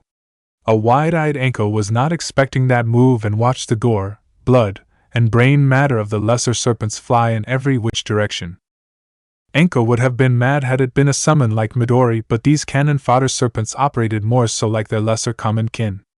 As Midori was about to finish ridding herself of the last weapon, the great snake spotted Hinata accurately throwing several kunai and shuriken. With her Byakugan, the serpent had no doubt that she was aiming at the more sensitive areas on Midori's giant form. The girl was wise not to get in close and personal, but Midori was starting to get irritated as the girl continued to rain shot after shot on her. Having enough of this, Midori was about to strike, but soon found herself enveloped in an oh-so-familiar red cloud before her senses were set aflame with agony. Naruto! Midori wailed as the boy's chili pepper bomb's effects took hold, and she became incapacitated. Those two are going to pay dearly for this. Midori! Anko shouted at with worry, but focused her attention once more as Naruto appeared via Shunshin and drew his sword in one smooth motion. To someone else the action would have seemed dangerous and looked as though he teleported. But to Anko's superior reflexes and speed, the boy might as well have been moving at a jogger's pace. Anko blocked the sword strike with a kunai and sidestepped out of the boy's way. The woman then proceeded to charge in close and slugged the blonde hard in the face. Naruto grunted as the blow landed and was sent tumbling behind Anko. Hinata moved in to land some well-placed juken strikes of her own, and while cautious the woman batted the girl's arms away from her. Striking out with the speed of a cobra, Hinata gasped and was sent tumbling back. Anko then set her eyes on Naruto and prepared to move in to dish out a little more payback before she was forced to dodge the large form of Hadamaru. The muscular canine growled and swiped at her as well as trying to bite her with his flame-covered maw. Sending some serpents at him, which were only reduced to mincemeat, Anko tossed a smoke bomb and backflipped away from the canine. Up landing, however, she found her body had frozen up on her. What the hell? Anko had no idea what was going on. She wasn't Nick, so it could not have been poison. Even then, years with Orochimaru and getting her body to adapt to various poisons had left her immune to many of them. Shintenshin no Jutsu, mind-body switch technique, success. Anko suddenly heard in her mind. Oh, you're fucking kidding me. No one would let her live it down if they found out about this, and Anko cursed herself for underestimating them. The woman wasn't going out without a fight though. Guys, she's fight back, Anko grunted as her hold on the body began to wane quickly. Get a move on! While the thrashing Anko was trapped inside her body, Anko slapped herself, the girl wincing lightly as the blow landed. The possessed woman was soon struck by Hinata and Naruto as both landed a quick blow on her as well before she was forced to retreat back into her body. Anko's will was very strong, and the young heiress knew with how much she was struggling she could only hold on for so long before the woman's will finally overpowered her own. The Yamanaka heiress had to hand it to Naruto. The boy had a decent mind when it came to misdirection. The latter end of it though. And that's the plan, Naruto said. Okay, not as good as Shika's but not bad, Naruto. But you're forgetting one thing. Snakes see via thermal radiation. My body heat will give away my position. How the hell am I gonna hide from that? Ino would soon regret asking. Naruto's only answer was to grin as he pointed towards a mud pit. Oh, there's no way in hell I'm going in there. Ino was against the idea.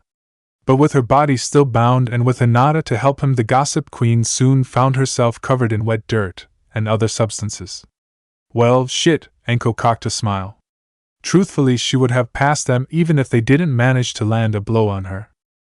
The whole concept had been to see if they were willing to think in clearing and work together as a team should. She certainly had not expected that combo of theirs. As she was about to congratulate them, Anko realized Ino was caked in mud and began to laugh. So do we pass? Naruto asked their instructor, a cocky grin plastered on his smug face. Yeah, you pass, kiddos. Anko would admit she was impressed. But wipe that smirk off your face, Gaki. We both know if I'd been serious from the get-go you three would be in a whole world of hurt, and had gotten nowhere near to hitting me. Yeah, sure. Keep telling yourself that. Naruto's response got both of his teammates to chuckle and giggle. Quest complete. Hide and seek. True Genin exam main quest. Pass Anko's test to earn your right as a Genin. Accomplished. Total rewards 2000 EXP. Keep your title as a Genin, little shit. Anko humphed half-heartedly. Naruto! Hinata! A rage-filled voice rang through the clearing and both Genin stiffened. Oh, but you two get to deal with Midori first when she gets back from the river, Anko grinned as the two Genin paled. Revenge was sweet, it seemed. Pushing such thoughts aside, the woman glanced upwards at the sky. From the sun's position, Anko determined they had a decent enough daylight left for her plans. Well, we got some time to kill. The day's already half gone, so we don't start missions till tomorrow, Anko and Naruto mentally groaned. Neither one were looking forward to them. So instead we're gonna be doing a little training to see where your weaknesses and strengths are at. You got 10 minutes to catch your breath before the fun begins. Why am I getting that feeling again? A still mud-covered Ino wondered why she suddenly felt uneasy. Her gut was telling her to run away as fast as she could. But Ino's mind knew that it wouldn't be so simple or successful. Anko and her familiar were fast. Ino would be lucky to make it a few meters away before she was caught. Oh well. At least we start missions tomorrow. The blonde smiled and idly wondered what her first mission as a Genin would be like. She knew it wouldn't be something dangerous as they were first starting out, but the Yamanaka hoped it would at least be something dignified and worthy of the rank of Genin. 2 weeks later, this fucking blows. Ino mentally shouted as she continued on with the mission of the day. Not only were her arms still sore and tender from the other day's torture session her teacher had called training, much like the other days for the past 2 weeks, but she and her team were currently painting the house of another. And they were using a paint that Ino thought clashed with the house's appearance. While Ino had never been the most physically gifted student, not that she would freely admit that, she was slightly better than most at the academy. However, Anko stated she had a while to go before she deemed her stamina and taijutsu as acceptable. And Anko's standards and definition on what was deemed acceptable were different than the average Jonin instructor. Ino recalled how 2 weeks ago, when she limped on home the moment she was done her training session for the day. Just as soon as she entered her clan home was the young blonde Yamanaka greeted by her father, Inoichi. Ino loved Inoichi as any child would their parent, but found the man a tad overbearing at times as he constantly fawned over her well-being and made a point to let him know. Guess that's why he laughed when I talked about missions. She recalled how her father tried, and failed, to stifle a laugh when it came to her mission expectations. Her mother, on the other hand, merely smiled and didn't say a word but knew the woman was laughing inwardly. Being from a ninja clan that had been a part of Konoha since its founding, Ino knew that genin would do D-rank missions for the first little while before their teachers felt they were ready to take on more demanding tasks. But even she didn't think it was going to be this bad. At the moment they had completed around 15 D-rank missions together, 16 after this was done, and all of them sucked in Ino's mind. Some like weeding gardens and picking up groceries and supplies for the elderly she could tolerate, as she did similar tasks for her family's floristry and apothecary. Others, such as babysitting whiny children, cleaning in and out of houses, or cleaning the Inuzuka kennels, were not the kind of missions the girl tolerated. The Yamanaka knew both her teammates were just as peeved as she was when it came to these kind of missions, Naruto being the more vocal of them. And while Hinata remained silent, Ino could read the girl's facial expressions and knew she did not find these sort of missions thrilling either. The only saving grace was that Naruto knew some solid clone techniques, so the process was taking less time than it would have normally taken them. If all went well, they'd be done much earlier than originally anticipated, and then it would be training time. Oh, Kami, Ino wanted to cry as the thought popped into her head. So far, Anko had gotten an effective schedule for them. The schedule varied, but the most occurring one was they'd get up early in the morning and do some light training to get their blood pumping. Afterwards they'd go to the Hokage Tower to get their pick of a mission. Then they'd do some more training for a few hours or so, break for lunch, and sometimes do another mission in the afternoon followed by some more training. It was boring and repetitive, but Anko said that it's what was expected of the ninja lifestyle. Training, as Anko liked to call it, was hell for all of them. Less so for Naruto and his Nikan, as they were familiar and used to them, but hell still. For Ino and Hinata, Anko was currently focusing on their physical endurance, strength, and speed, and their control over their chakra. The woman also taught them a few other little tricks she thought would be well suited for them as well. Anko did this because while their clan techniques were good and all, a shinobi needed to branch if they were to survive. To do this, Anko had them do as many physically demanded exercise sets, both common and unique, and demanded them to meet them or last for a certain time. Common exercises ranged from Anko throwing kunai and shuriken projectiles at either Ino and Hinata, with the occasional serpent being sent to trip and bind them. The uncommon ones were having them hide and run for as long as they could from Midori and us, every trick they could to prevent themselves from being caught. That damn snake's as bad as Anko-sensei. Ino winced and rubbed her shoulder, as she felt both recent and older bruises flare up as she thought about it. Midori was just as brutal in dishing out the pain as Anko was. How Naruto managed to stay sane, though part of her thought that last one was debatable, and survive such training was beyond Ino. Whereas Naruto had passed on his first try, either Ino nor Hinata had succeeded on theirs, and both sorely regretted it when the woman had set Midori loose on them for the next little while.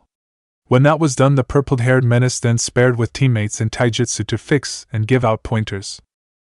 Ino had heard of brutal honesty before, but swore that a new saying would need to be used for Anko. Okay, and that's that, Naruto said as he inspected his work. It wasn't the greatest paint job in the world, but it was nowhere near the worst either. If the client wanted that, they would have hired professionals instead of genin who were paid for chores.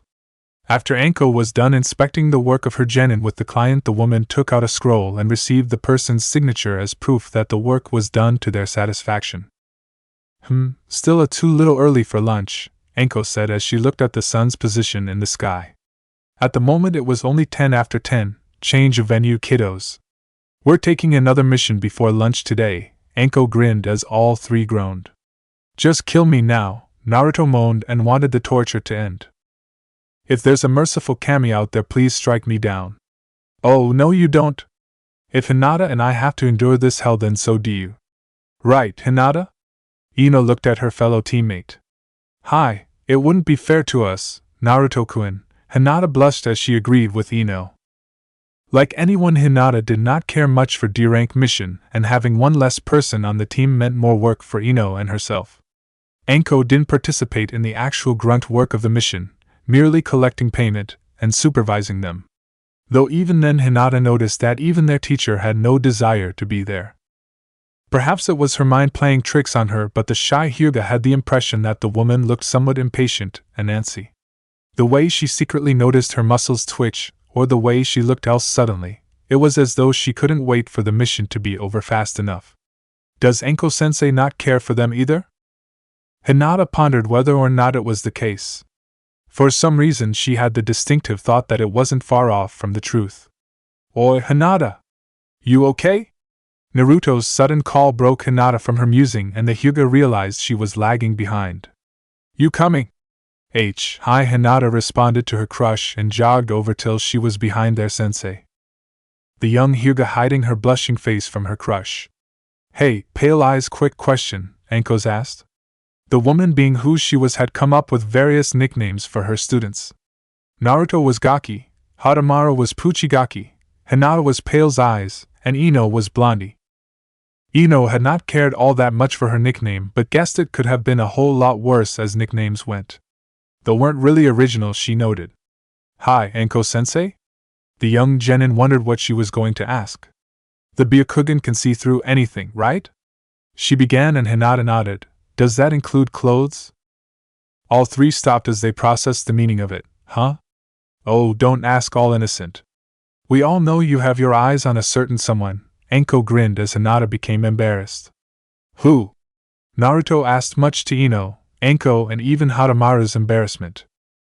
How the hell did he improve so much but still be this clueless? Ino had half a mind to just say it was him that Hinata was crushing on, but for the Hyuga's sake she decided against it.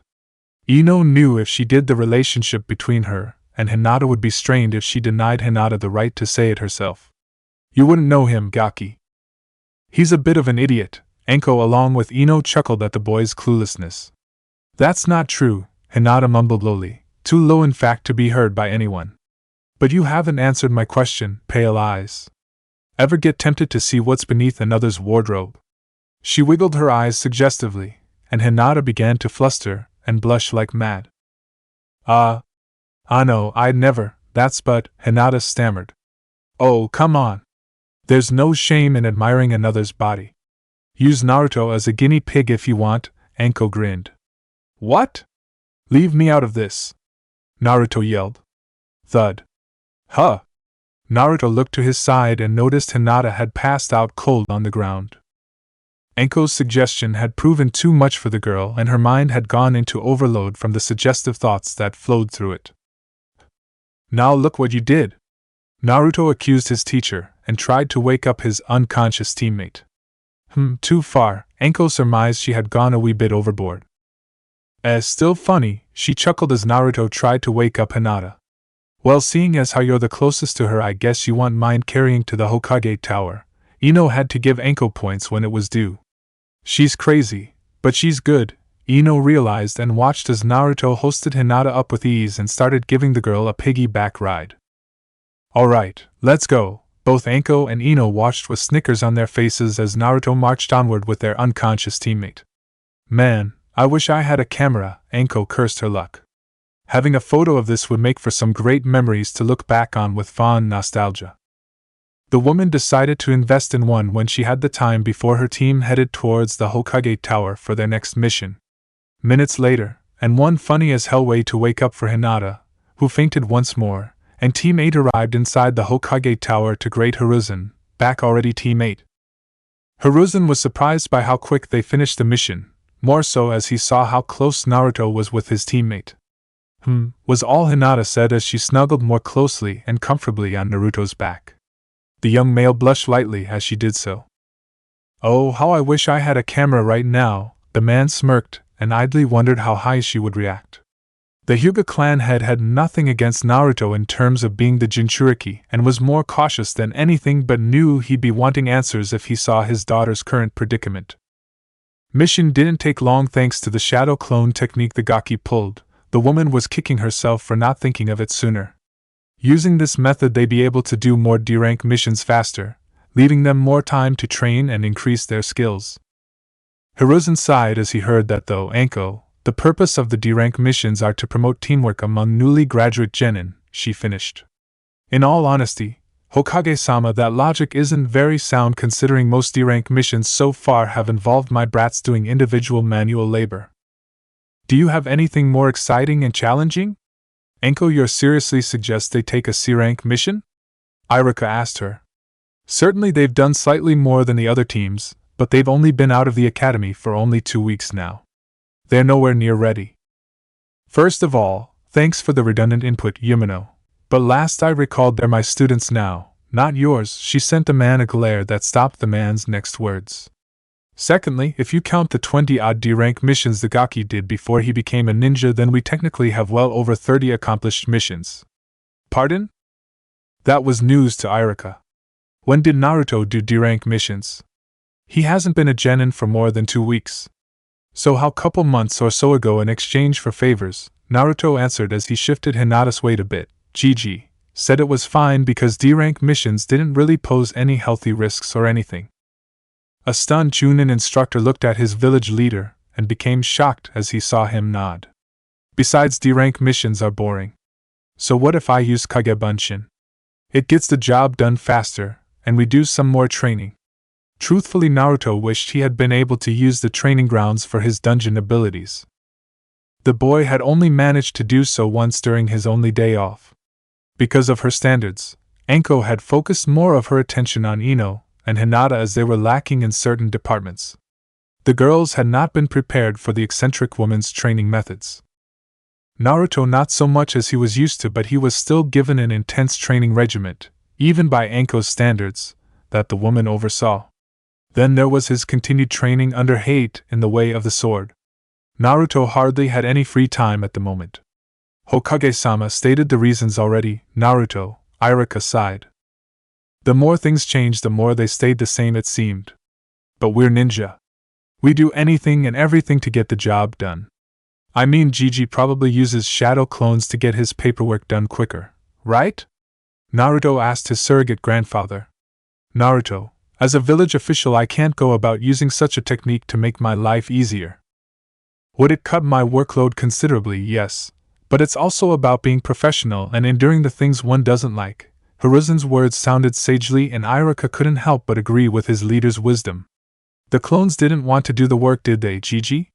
Naruto wasn't buying the bullshit speech one little bit. Unfortunately, no. Hiruzen cracked a bit, and both Ino and Iruka's jaws hit the floor as the man blatantly agreed with Naruto's deduction. The damn things knew that paperwork never ended, unlike D-rank missions. I thought I found the solution long ago with the shadow clones, but they ended up being a bust. As the man known as the god of shinobi looked like he was ready to weep in front of them, Anko looked towards her senior student. Still want to be Hokage, Gaki? I mean, look at him. Kinda sad. The woman mentally added a few other descriptive words. I'm starting to wonder that too. Though if I find a way to beat paperwork, I'll let you know, Naruto informed them. Trust me, Naruto-kun, Hiruzen butted in. Wise and powerful men have said the exact same thing and failed. One of them was the very founder of Konoha's administrative offices and the creator of the Kagebunshin. Okay, what the hell is going here? I thought we came to get another mission, not get into some weird debate. Ino honestly preferred doing a mission than have to endure one of Anko's torture sessions. It was the lesser of two evils. Ano, Hokage-sama. Our mission request? Hinata asked and got the conversation back on track. Right, pardon. Hiruzen became composed and mentally berated himself for losing it. Going over some scroll mission scrolls, Hiruzen came across one that he thought would be well suited for the team. Well, though it may be early, I think I've found a suitable mission for your team. Granted, it's a D-rank one. Naruto groaned at that. However, I believe it will demonstrate how well your genin work as a team. Oh no. Oh, Kami, no, not that mission. Now was Anko's turn to weep. You did say you wanted a more challenging mission, Anko. Iruka gave the woman a smug look, and the woman would have met it with a look of her own had she not been dejected by the new mission. On the plus side, it pays much more. Fuck you, Yumino. Anko wanted to tell the man off and flip him the bird as well had Hiruzen not been present. The woman forcefully took the scroll from the man's hand. The action didn't bother the man in the least. After all, Anko's newest mission was the most infamous amongst Konoha D-rank missions. Quest alert! Capture Torah the Hellcat main quest. Capture Madame Shijimi's pet cat. Torah side quest. Capture Torah under 1, 2, or 3 hours. Second side quest.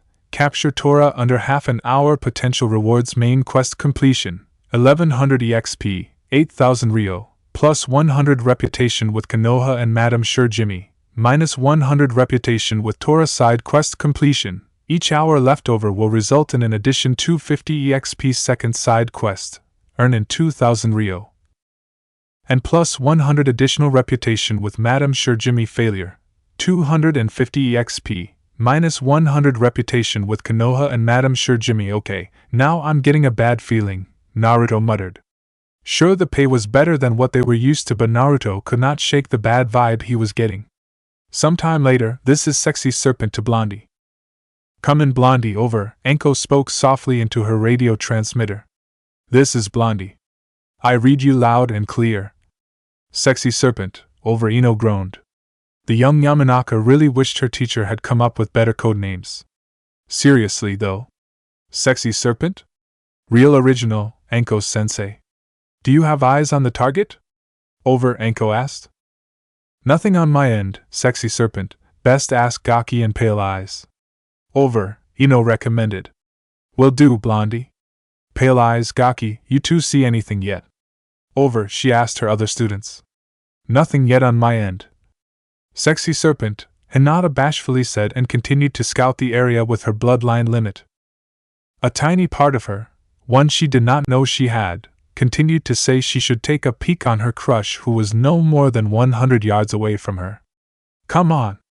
You know you wanna. The persona grinned, and Hinata shook her head to clear her mind and focus on the mission. The inner thought frowned but grinned once more. You can ignore it all you want, sweetie, but you'll give in sooner or later, she cackled. Copy that, Pale Eyes. Gaki, what about you? Over, Anko asked her only male student. Nada, Sexy Serpent. Permission to stop saying the code names or chose our own, over, Naruto asked before he continued to use his detection skill to try and locate their target. Few could avoid it, which meant this cat's stealth was greater than his skill in detecting it. That's a negative, Gaki. Permission denied, and quit being a pussy, over, Anko grinned as she heard the groans from both Naruto and Ino. Truthfully, the mission would have been over much sooner if they used Midori and some shadow clones. However, unlike the previous D-rank missions they took, this one was designed to see how well the three genin worked as a team. As such, Anko forewent the use of her familiar and the use of shadow clones to get a better idea. She made them do some exercises as a team, and while not the smoothest and greatest, they were fairly decent for now. Using Harumaru's senses was fine, but the cat was clever and found ways to hide her scent or use the Ninken's senses against him by rubbing itself against multiple objects. The pup was just as annoyed as the rest of them. The group had been at it for over an hour, nearly 2, and had spotted Torah at the odd time and given chase. But like the previous generations, the damn creature was very fast and managed to escape. Part of Anko wondered if the damn thing had Nikomata or Naniko blood in it for it to be so fast and elusive. The purpled-haired Jonin knew both Ino and Naruto were becoming frustrated, and while it was funny at first, Anko was starting to get annoyed. Now I know why the other teams kept bitching about it, she muttered before hearing some rustling in the bushes a dozen yards on her left. Frowning, Anko silently informed her team, "Hold on. We got movement. Blondie, 20 meters to your back left." Pressing herself to the three nearest to her as best as she could, Ino chanced a peek in the direction indicated, and sure enough she spotted their target. This is Blondie. I've got a visual on the target. Proceed as planned, over. Finally, Naruto smirked as an opportunity presented itself. The damn feline wasn't getting away this time. Signaling his Niken over, both males quickly and as stealthily made their way towards their respective locations. This is Gaki. Hato and I are almost in position. Over. Good, keep low. Pale Eyes, can you confirm that's our target? Over, Anko asked Hinata. Hi, I have a visual, Hinata responded and focused her attention on the cat. Red ribbon in her ear, brown fur, it's Torah. Over. Good, whenever you're ready, kiddos, Anko would let them deal with the matter. She wouldn't always be there to babysit them after all and needing to development their own way. Blondie, Pale's Eyes, are you two ready? Naruto asked and got confirmation from both of them. On my mark, now! Naruto suddenly burst forth from his hidden location and made a mad dash to the target. The blonde-haired ninja was determined not to let the annoying feline escape from them this time. However, Torah was just as determined not to be captured again and ran like the wind in the opposite direction at frightening speed that outmatched Naruto's. Not this time, Naruto snarled as he saw the cat speed up. Hato, now! Barkkk, an enlarged Hadamara pounced out from his location. The suddenness and incredible size of the potential predator before her deeply frightened Torah and forced her to run elsewhere. Hadamara, however, gave chase and snapped at the annoying and frightened creature. Hato, don't eat her! Naruto's exclamation frightened the cat. Certainly he didn't care for the little pest and accidents happened, but Naruto wanted the EXP. No matter how badly I want to get rid of that thing. Torah continued to run away from her potential captors and adopted another tactic as she began to run up a tree. The cat thought the idea clever but didn't get far as she was soon blocked by a pale-eyed and indigo-haired girl. Torah cursed herself as she remembered that ninja could easily climb trees as well as any cat. Once more she changed direction as the girl lunged at her. The cat narrowly evaded capture as she felt the girl's hand brush against her tail before she fell to the ground and into the blonde boy's awaiting arms. Barrack! The deep sound of the dog forced Torah to pump her legs even faster as she ran even faster. The ribbon-wearing cat fled downwards onto the ground as the muscle-bound brute sailed over her. With the genin otherwise preoccupied or far behind her, Torah felt a sense of relief as she ran away to freedom. Shintenshin no Jutsu, mind-body switch technique. Ino declared before her body slumped forward. The girl's mind subsequently entered that of the rebellious feline and overpowered the cat's will with her own as she took control. Inotora remained still as her team surrounded the possessed cat. Naruto bound the cat's limbs as tightly as he could. As Ino left the body, Hinata delivered a minor juken strike for added measure that would temporarily knock the feline out, giving them enough time to bring her back to the Hokage Tower and to their client. Not bad, decent strategy if a tad flawed, but not bad, guys. Anko still kinda wished Hato ate her though. Arf. The small Niken made a gagging motion. Chasing cats were one thing, but eating them was not on his to-do list. Too much for in the dog's mind. I still can't believe this little guy can do that. Ino was still marveled by how effective the Niken despite Naruto not knowing any Inuzuka techniques. Seeing the small and cute little guy transform into a deadly and strong beast of a dog was something to see. Good boy, Hadamara-kun, Hinata smiled as she petted the dog. The little Niken all the while was loving the affection and praise. All right, enough touchy-feely stuff. Let's head back to the tower and get this over with. Anko's idea sounded good to them. Hokage Tower sometime later. Well done, teammate. 1 hour and 56 minutes. Though not the fastest record, not many fresh out of the academy graduates can boast such an accomplishment when it comes to this mission. Hiruzen congratulated the 3 genin, jonin, and Niken. All the while the pain of the mission was being smothered to death by its over-affectionate owner. Its struggles proving fruitless. No wonder Torah runs away. All 3 genin, 1 Niken, and a jonin instructor thought as they observed the way the women handled her pet. Oh, Torah-chan, Madame Shirjimi gushed as she rubbed her cheek against her beloved cat. Thank you once again, Hiruzen. The woman graciously expressed her gratitude towards her longtime friend as well as paying him. Once again, Hibaka-kun invites you to the capital for tea when you get the chance. I'll visit when I can, Madame Shirjimi, Hiruzen answered with a smile. The fire daimyo's wife, however, had a sour look on her face. Sarutobi Hiruzen, how many times have I told you to simply call me Shirjimi? She gave a mock glare before sighing. Honestly, you never change. Apologies, Madame Shirjimi, apologized with a bow towards the regal woman. Madame Jimmy merely shook her head at the many before she was on her way once more. Quest completed. Capture Torah the Hellcat main quest. Capture Madame Shijimi's pet cat, Torah, accomplished. Side quest. Capture Torah under 1, 2, or 3 hours. Accomplished. Second side quest. Capture Torah under half an hour, not accomplished. Total rewards main quest completion. 1600 EXP, 8000 Rio, plus 100 reputation with Konoha and Madame Jimmy, minus 100 reputation with Torah. Now then, teammate, we have a few missions left for you to choose. Tsukawa-san needs someone to look after her children for a few hours. Itsuki needs someone for manual labor around the house. Torah-chan, come back. Madame Jimmy needs a team to recapture Torah, he chuckled. No, no, no, no, no, no, and hell no.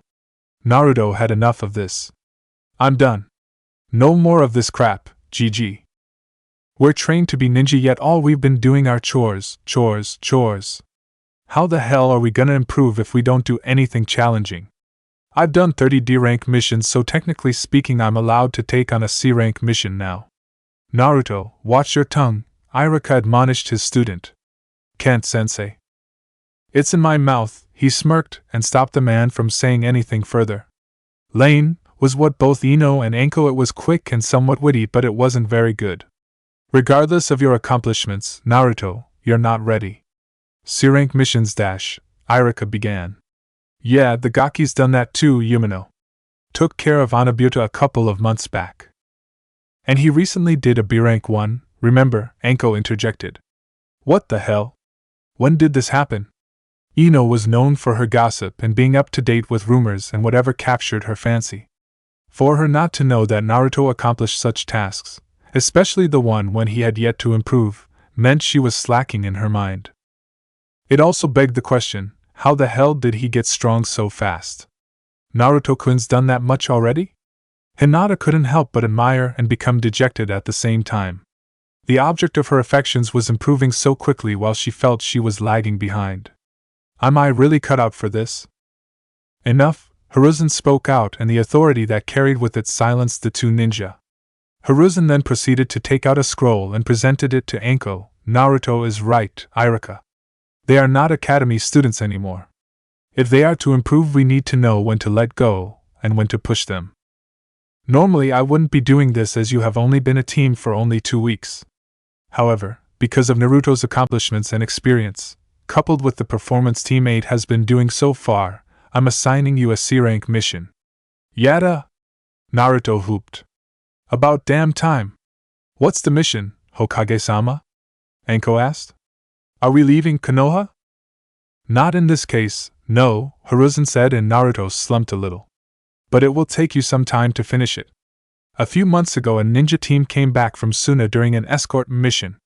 One of them took some sand with them on the way back and sealed a large amount of it into a scroll, which was later discovered to have held scorpion eggs. Oh boy, Anko winced. This is the insect incident all over again.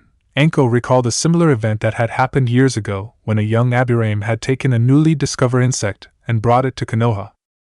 Though experts and extremely careful, accidents happened and the insect's population literally boomed and threatened to overrun a good part of Konoha before it was taken care of. Hiruzen nodded and mentally shuddered.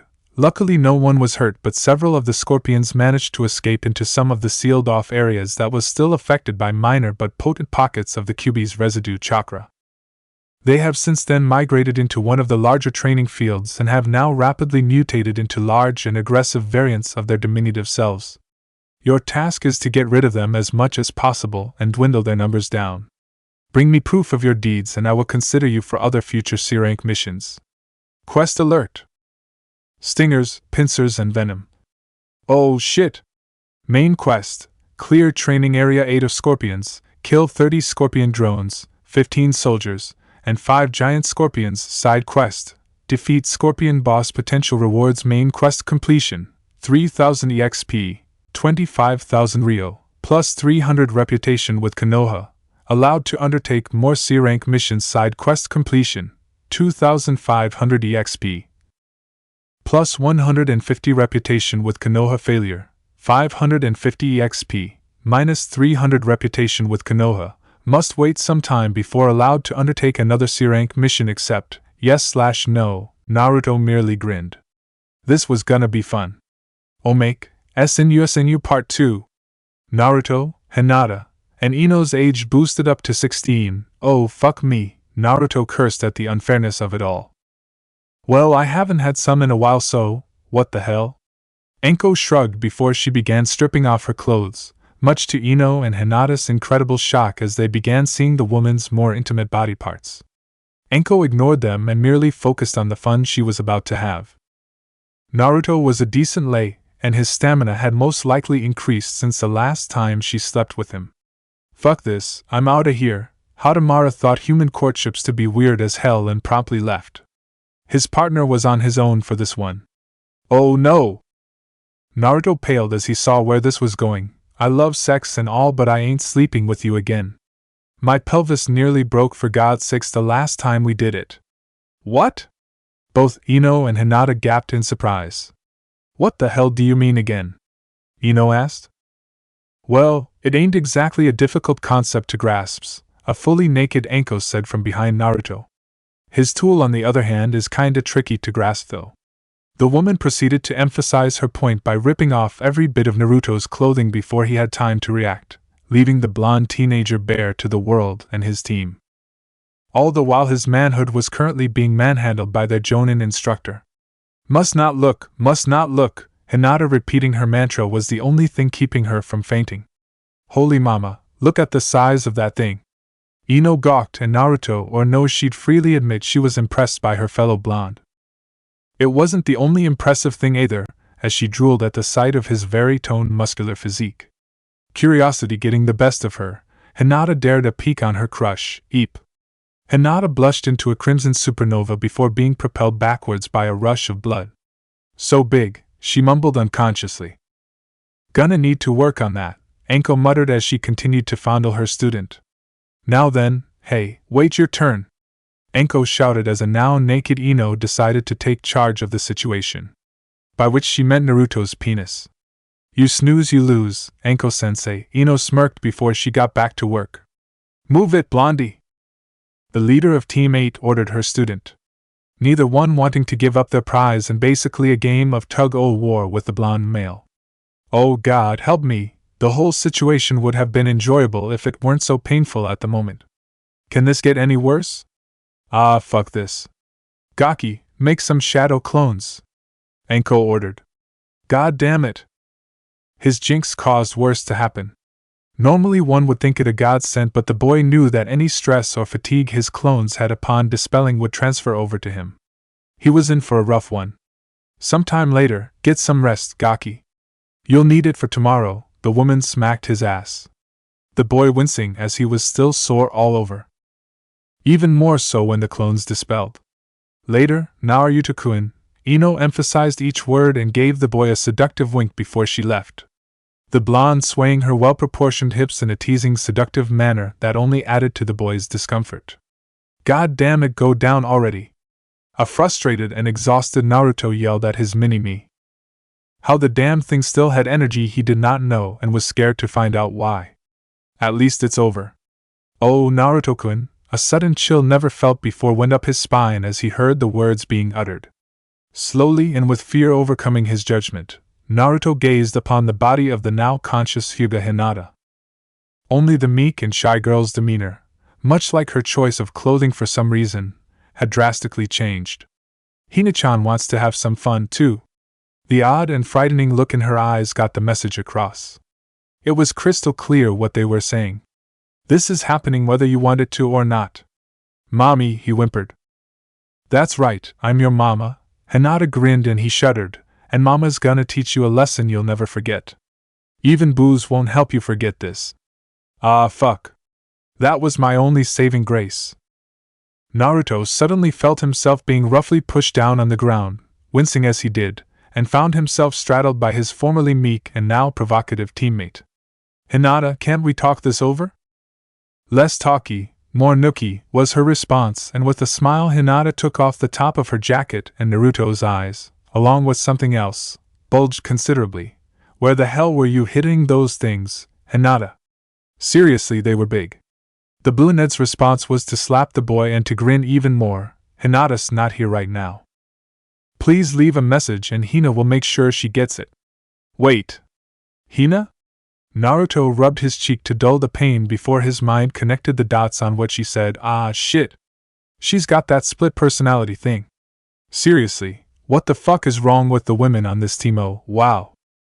Some more time later, so weak, can barely feel legs and hips, a sweat, bruise covered and outfit torn wearing, Naruto uttered as he dragged his exhausted ass back home.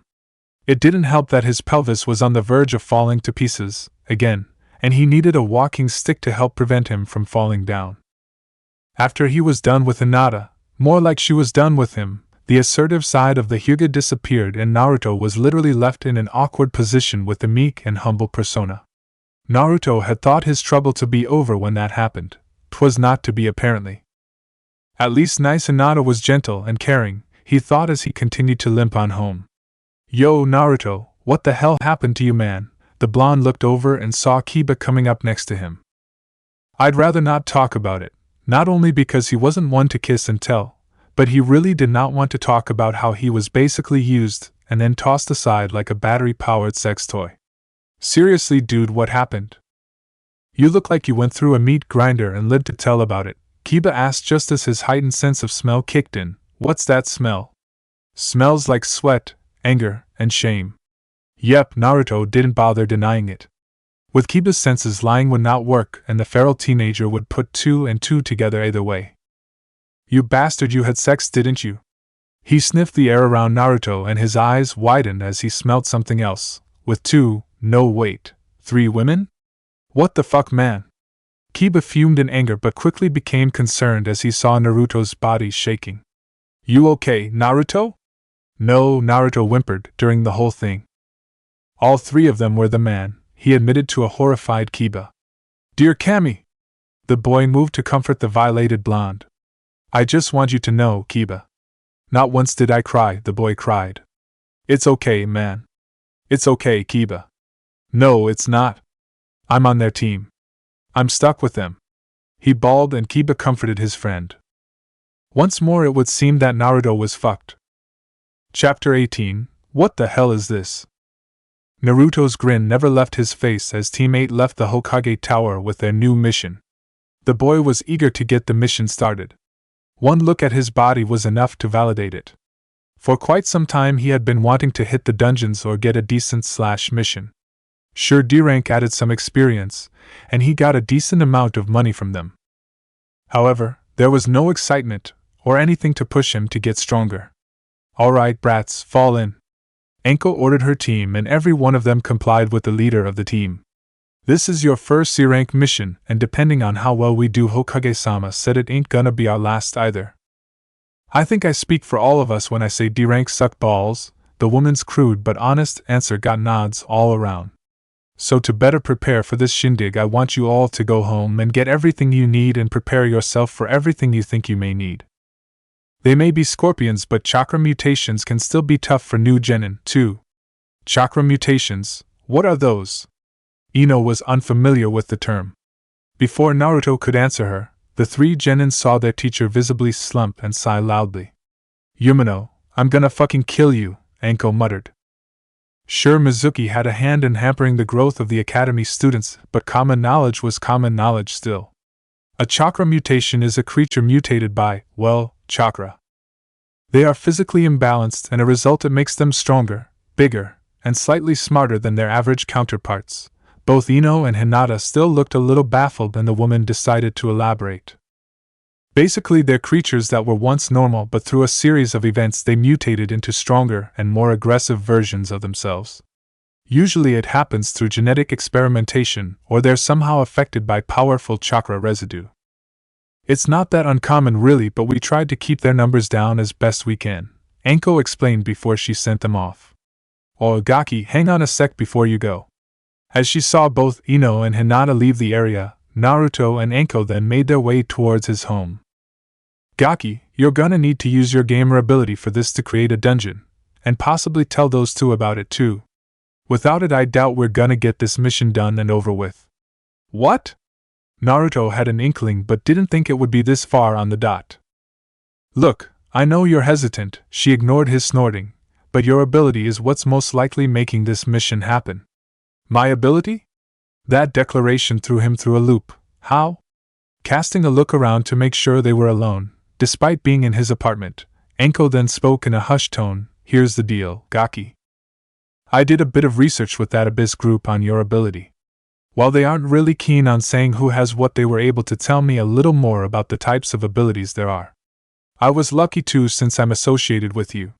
If I weren't your sensei, or met the manager, they wouldn't have told me shit.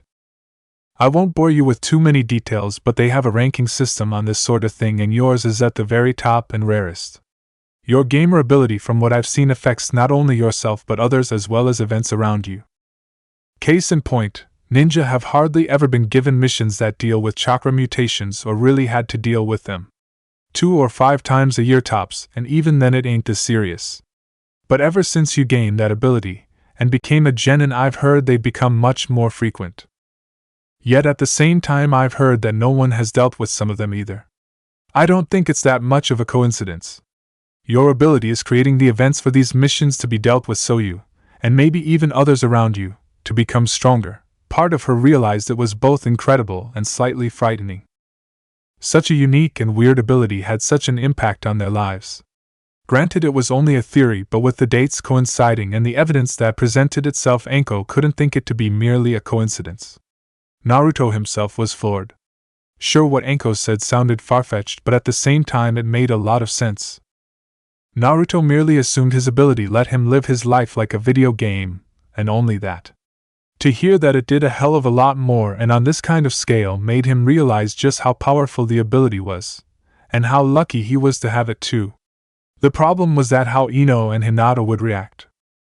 Anko had freaked out when she was a part of it for the first time, but being an experienced jonin, she recovered pretty well.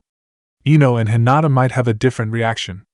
Look, I know you're hesitant, and I know Ino's a gossip, but you're gonna need to trust them. The longer it takes before you tell them, the harder it will be. You're gonna need to tell them at some point, Naruto. Shinobi are meant to lie, but doing it for too long with your team ain't gonna end well. Best you get it over and done with sooner than later, Anko advised her student. Naruto sighed as he knew she was telling the truth. I'll think about it, he told her, and the woman nodded. It was all she could ask, and truthfully it was Naruto's decision. She wasn't going to coddle the boy. If he wanted to keep it a secret, it was his choice. The woman just hoped he was prepared for the potential consequences that were to come if he kept it too long. Though how he was going to approach the topic was another question altogether. One simply didn't say, I've got this wicked ability that allows me to live life like a video game and allows me to make dungeons with creatures and shit. They'd be earning themselves a surefire ticket to the loony bin. And that's if they were lucky. Anyway, get your shit together and meet me at Training Area 9, Anko said before she shunshin away from the area. Naruto and Hadamara made to leave too, just as the young blonde remembered. Wait, Training Area 9, isn't that where we had our test? Naruto just realized that the team had to consider themselves lucky that there weren't any scorpions during the test. How knows what would have happened? Talk about irony or good luck, Naruto muttered. The blonde Jinchuriki then focused on getting his gear ready for the mission. His first stop was Tetsu's shop. With the amount of time he spent during his missions, training with his team and grinding his other skills with his team, the boy had not gotten the chance to see what the progress was on his new armor. Grabbing Hadamaru, Naruto proceeded to jump up on the wall, and when he reached the top did he start roof hopping at full speed. While using the shunshin would have been ideal and quicker, the distance between his current location and Tetsu's shop, coupled with him holding Hado, would have taken a good amount of chakra. Naruto was at a high level, but field dungeons tended to have stronger foes and higher levels. Naruto wouldn't be surprised the boss was a level 20 or so. The boy jumped from roof to roof for a good few minutes before he finally arrived at the man's shop. Hey, Tetsu! Naruto halted his greeting. Instead of seeing the large muscle-framed Tetsu, the boy saw a petite double-bun-haired girl.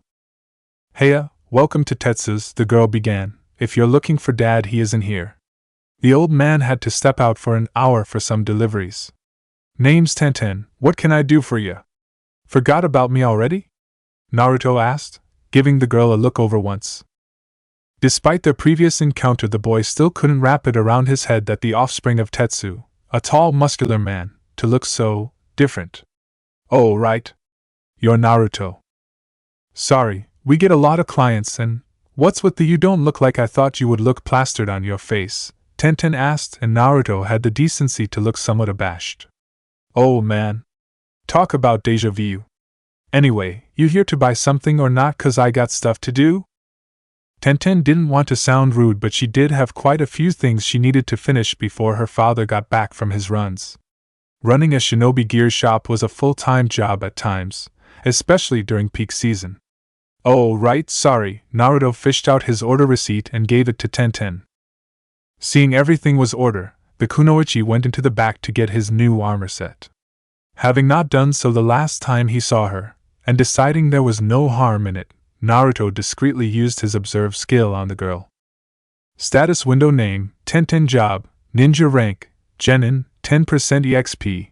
Loot increase, level, 22. Next level, 16143/27300. Specialization, weapon specialist. HP, 1350 CP, 1050 STR, 40 VIT, 54 DX, 117 INT, 38 WIS, 51 LEK, 47 DF.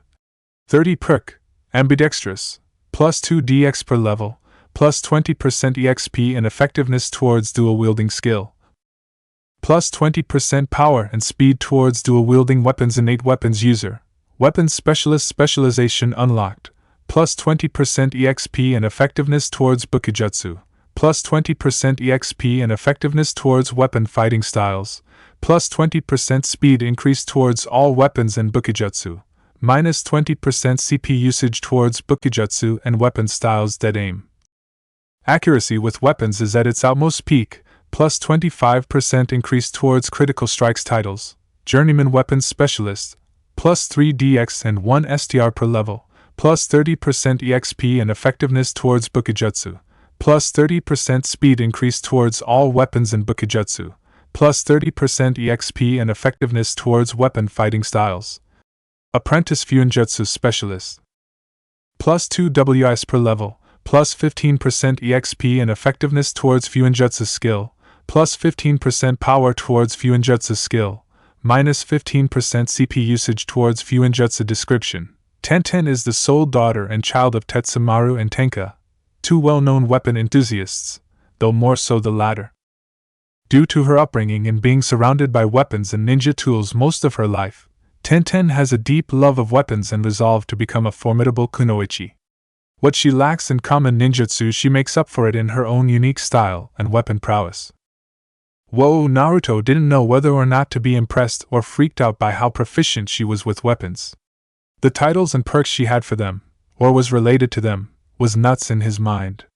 At the same time though, Naruto couldn't help but wonder how strong she was.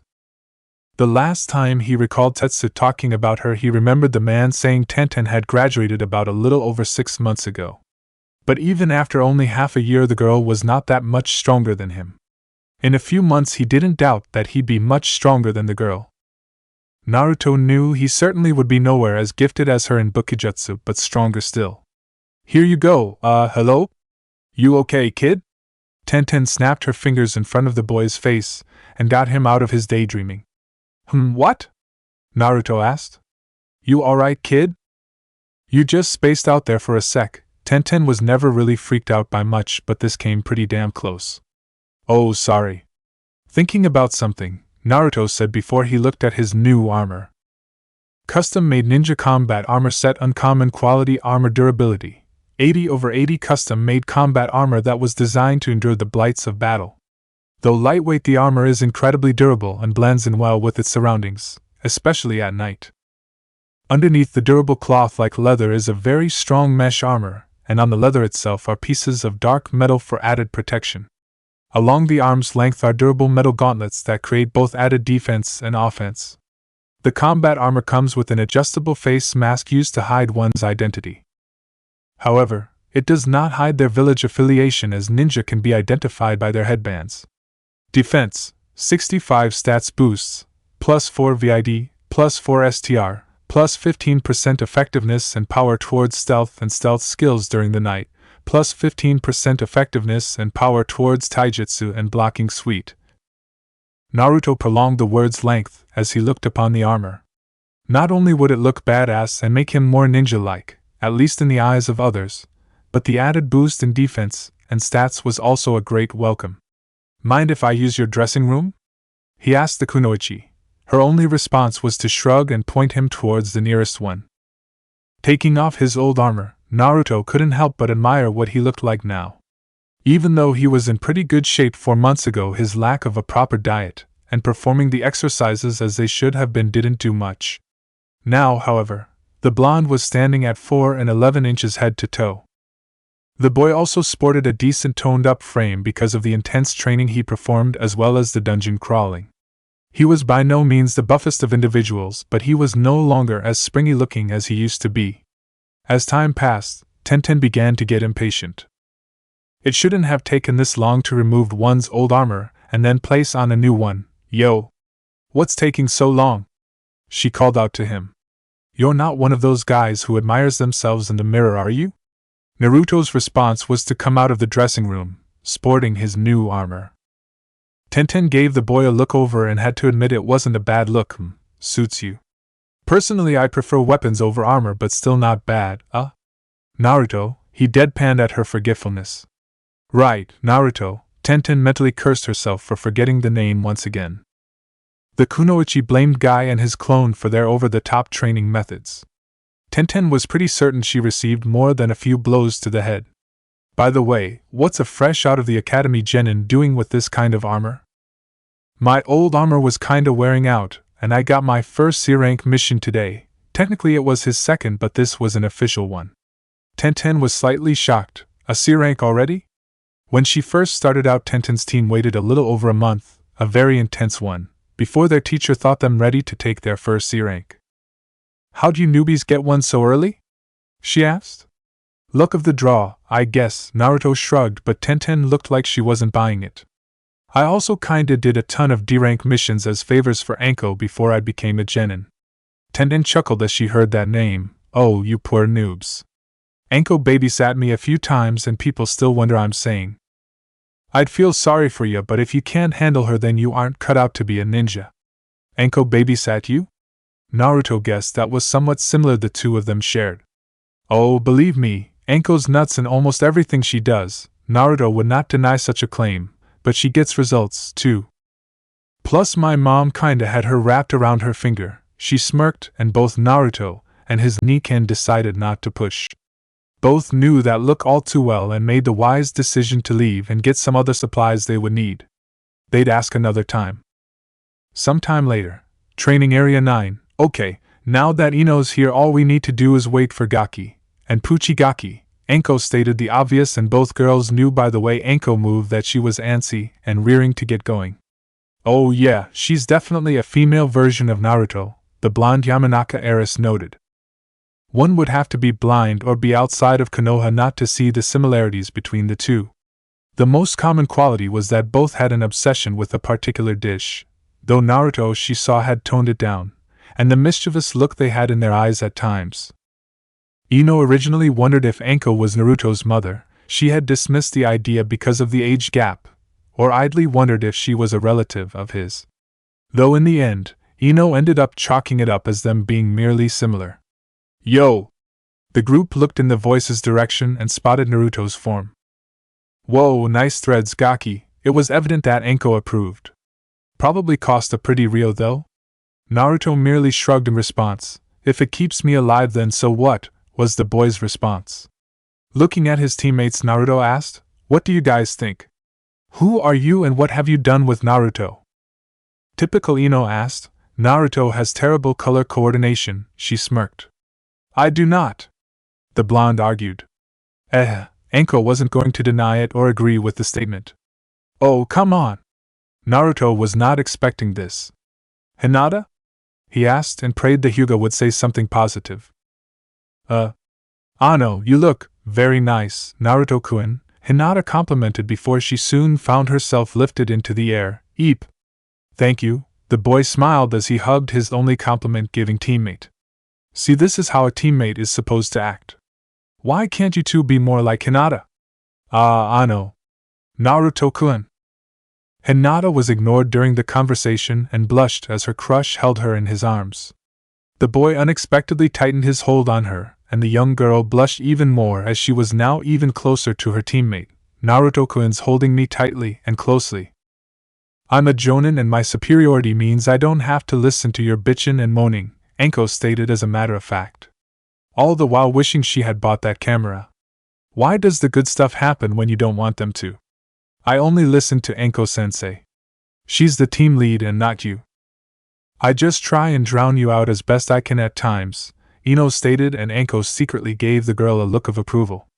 Ino herself was enjoying the situation Hinata was in, and shared the same thought as her jonin instructor, and wished she had a camera on hand as well. Yeah, you can feel the love with this team, Naruto mentally deadpanned and gave the other two women of his team a look. As long as I got your sup. Anko, Hinata fainted again. Gee, I wonder why? Anko shook her head and chuckled as she approached her meek student. Luckily, Anko had gotten some powerful smelling salts to rectify this on the off chance it happened once more.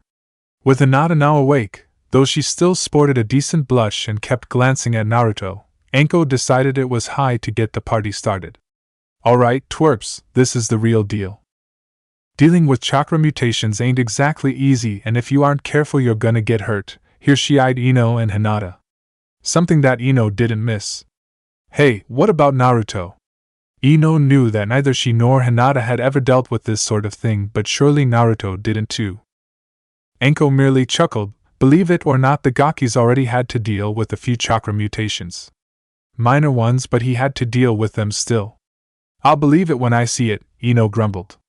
Yeah, well, seeing is believing, Naruto began and knew it was now or never. Best to get it over with quickly, as the saying went, invite Yamanaka Ino and Hyuga Hinata. He called out and prayed never thought bad of him after this. Invite? What the hell? A wide-eyed Ino lost her train of thought as a pop-up window appeared in front of her. The Yamanaka blinked once, twice, thrice before she shook her head. Okay, decent illusion but kind of useless really. Mino-chan, Hinata was about to speak up before her teammate held her hands up and performed the Genjutsu Kai, illusionary technique disruption, to rid herself of the harmless technique. Okay then, oh what the hell? Ino frowned as the screen remained firmly in place.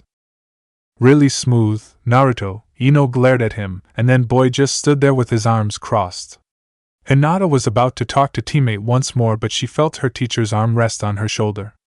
Anko merely shook her head and told the Hyuga to remain silent, while Ino continued her doomed to fail attempts. With each failure at dispelling the technique, Ino added more and more effort and power into ridding herself of the illusion. Additionally, each failure added to her frustration as well before it became too much for her. Okay, what the fuck is going on? Ino yelled, having had enough of this and wanting it to end. How do you get rid of the damn thing? Have you tried pressing on the yes? Naruto asked and merely got a look from her that said, are you stupid? It's an illusion, Naruto. You can't touch illusions, Ino stated as a matter of fact. To emphasize her point, Ino pressed on the yes and expected her hand to go through the floating text box. See holy shit.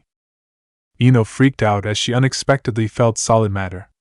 Soon the text box disappeared and Ino was staring in disbelief as she began seeing text boxes appear in front of her above the heads of Anko, Hinata, Hatomaru, and Naruto.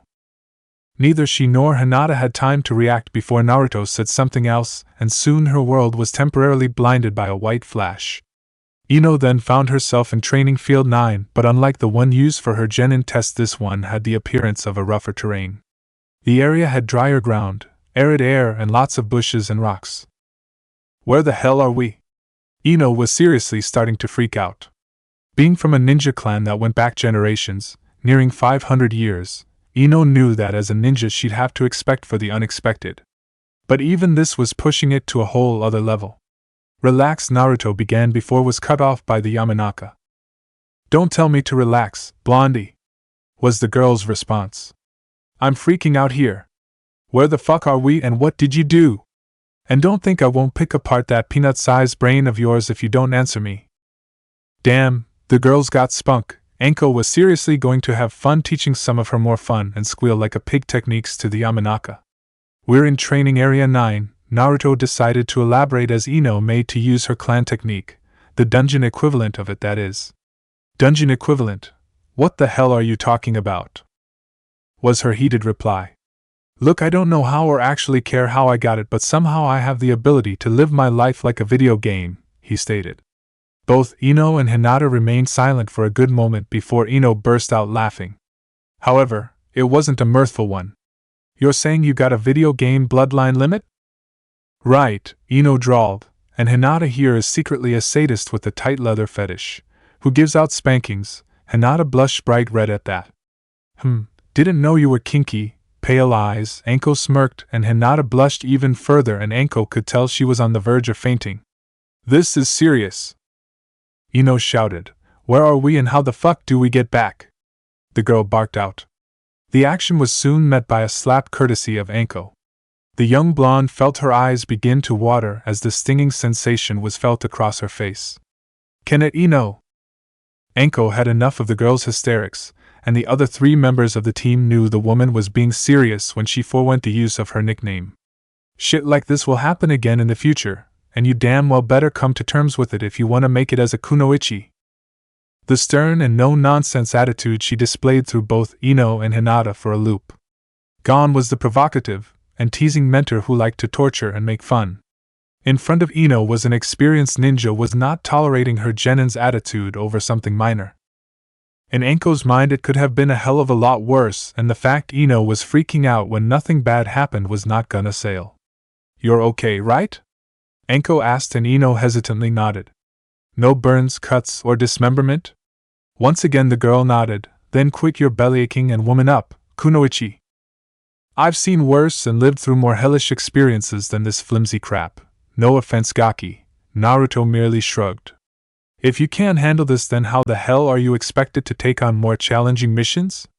Anko asked, and Ino was left speechless. There's a first for everything. Naruto internally chuckled, though couldn't keep the smirk off his face. Something Hinata noticed, and Idol wondered what it was about. For now, deal with it as best you can.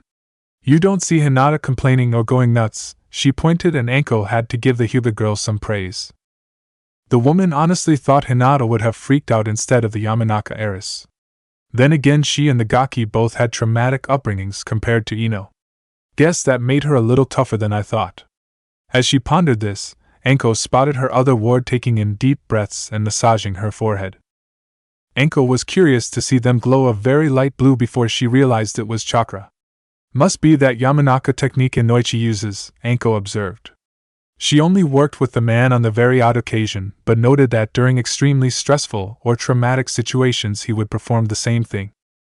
Anko surmised the technique helped the two calm down and start thinking rationally.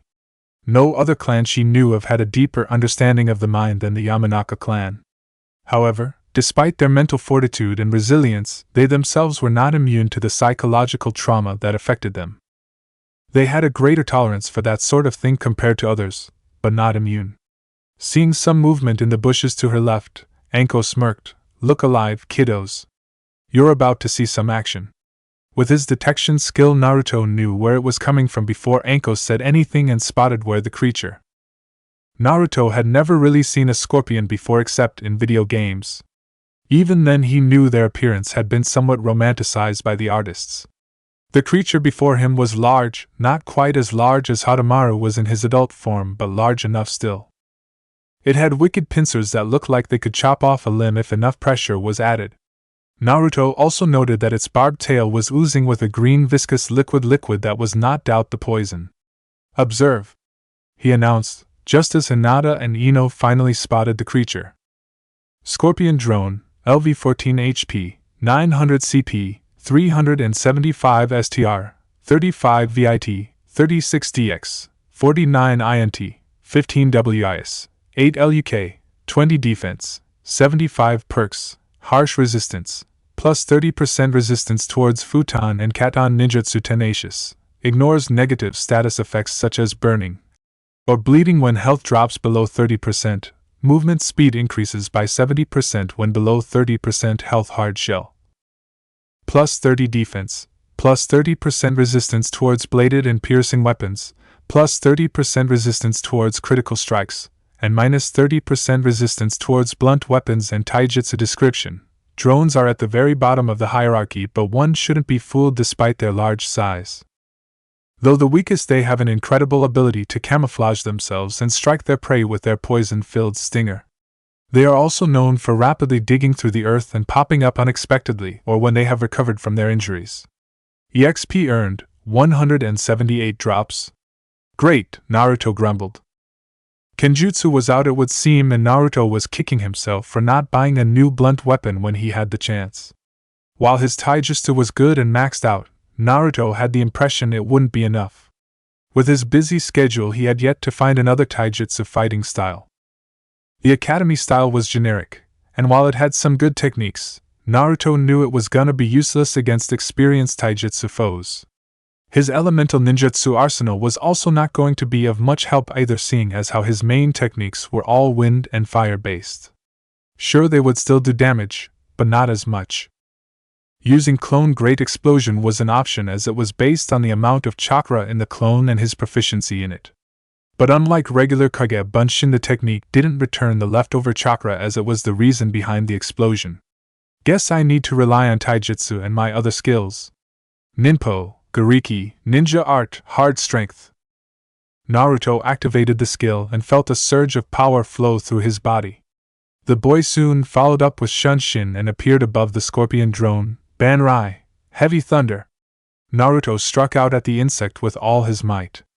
Though it wasn't quick enough to dodge, it managed to block the full force of the attack with its armored pincers. While it was nice tactic that prevented the foe from losing a bunch of health, everyone could see a decent crack forming on the claw carapace. Damn, Ino thought. Another good blow or two and that thing would be without arms. Then they'd only need to worry about its stinger.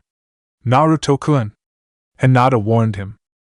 The Hyuga noticed the scorpion's tail twitched, and no sooner had she shouted out did it shoot forward. Naruto managed to dodge the venom-filled appendage, but was surprised to see the cracks forming on the ground. The blonde also spotted a nasty green fume rising from it too and could hear some sizzling as well. He's lucky.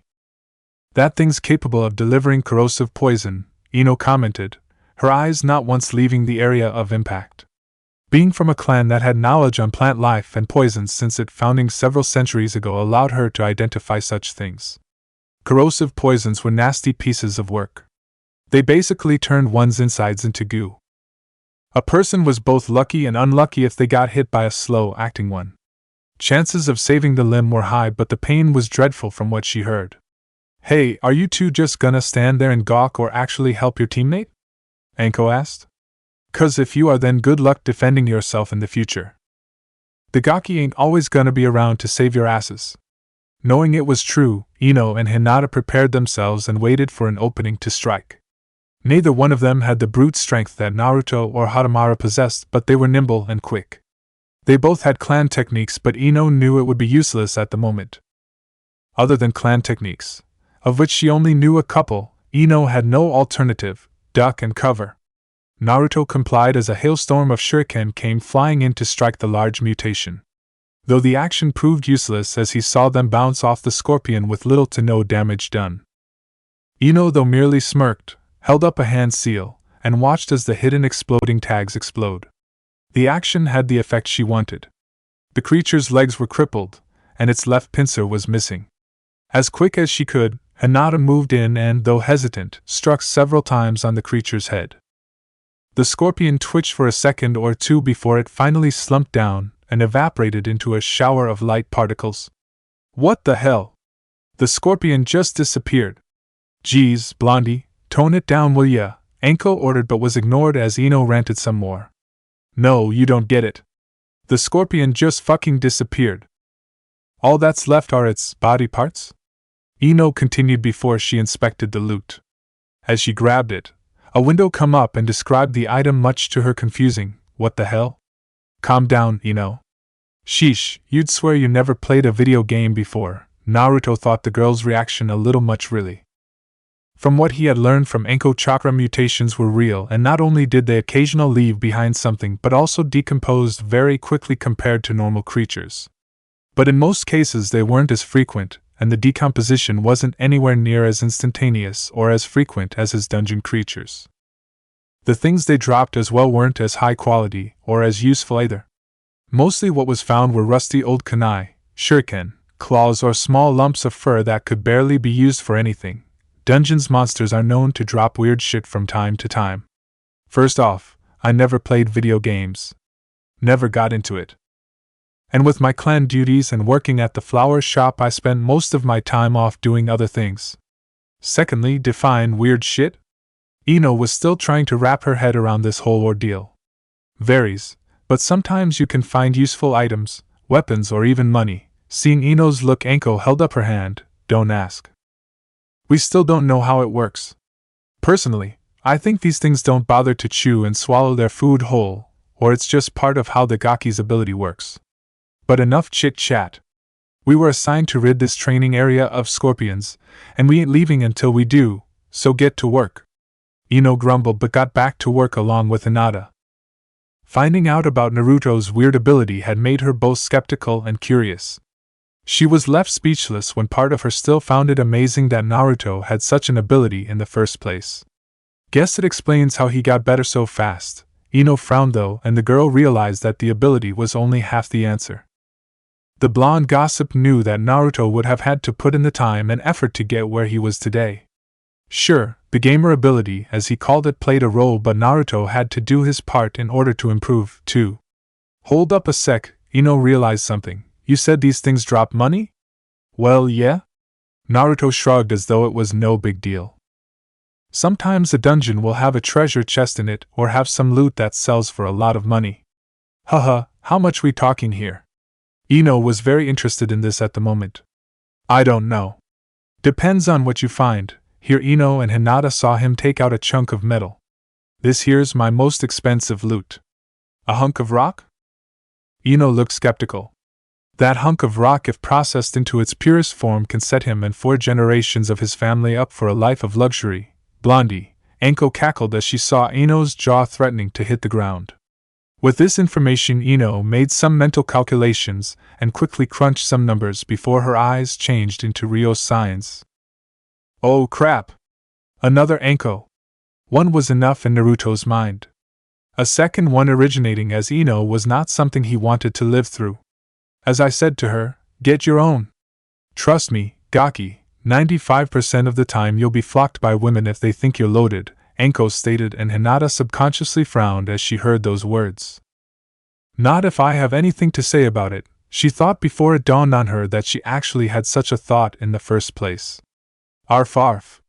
Grrrr. The group looked at Hadamaru and spotted the Niken growling as a scorpion made their way towards them.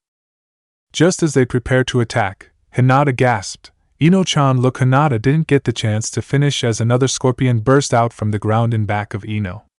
Before she could react, Ino found herself speared by the scorpion's stinger before she was flung away into a tree. Both Naruto and Hinata looked on in horror as their teammate struck the tree with a vicious impact. Their fears were put to rest, however, as the body poofed into a skewered log. Shintenshin no Jutsu, mind-body switch technique, they heard Ino announce. Soon the scorpion ceased its hostile and aggressive movements towards Naruto and Hinata. Ah, Ino-chan? Hinata asked and was surprised when the scorpion nodded. Are you alright? I feel like I gained 500 pounds, Ino thought. The blonde honestly did not care at all for her new look.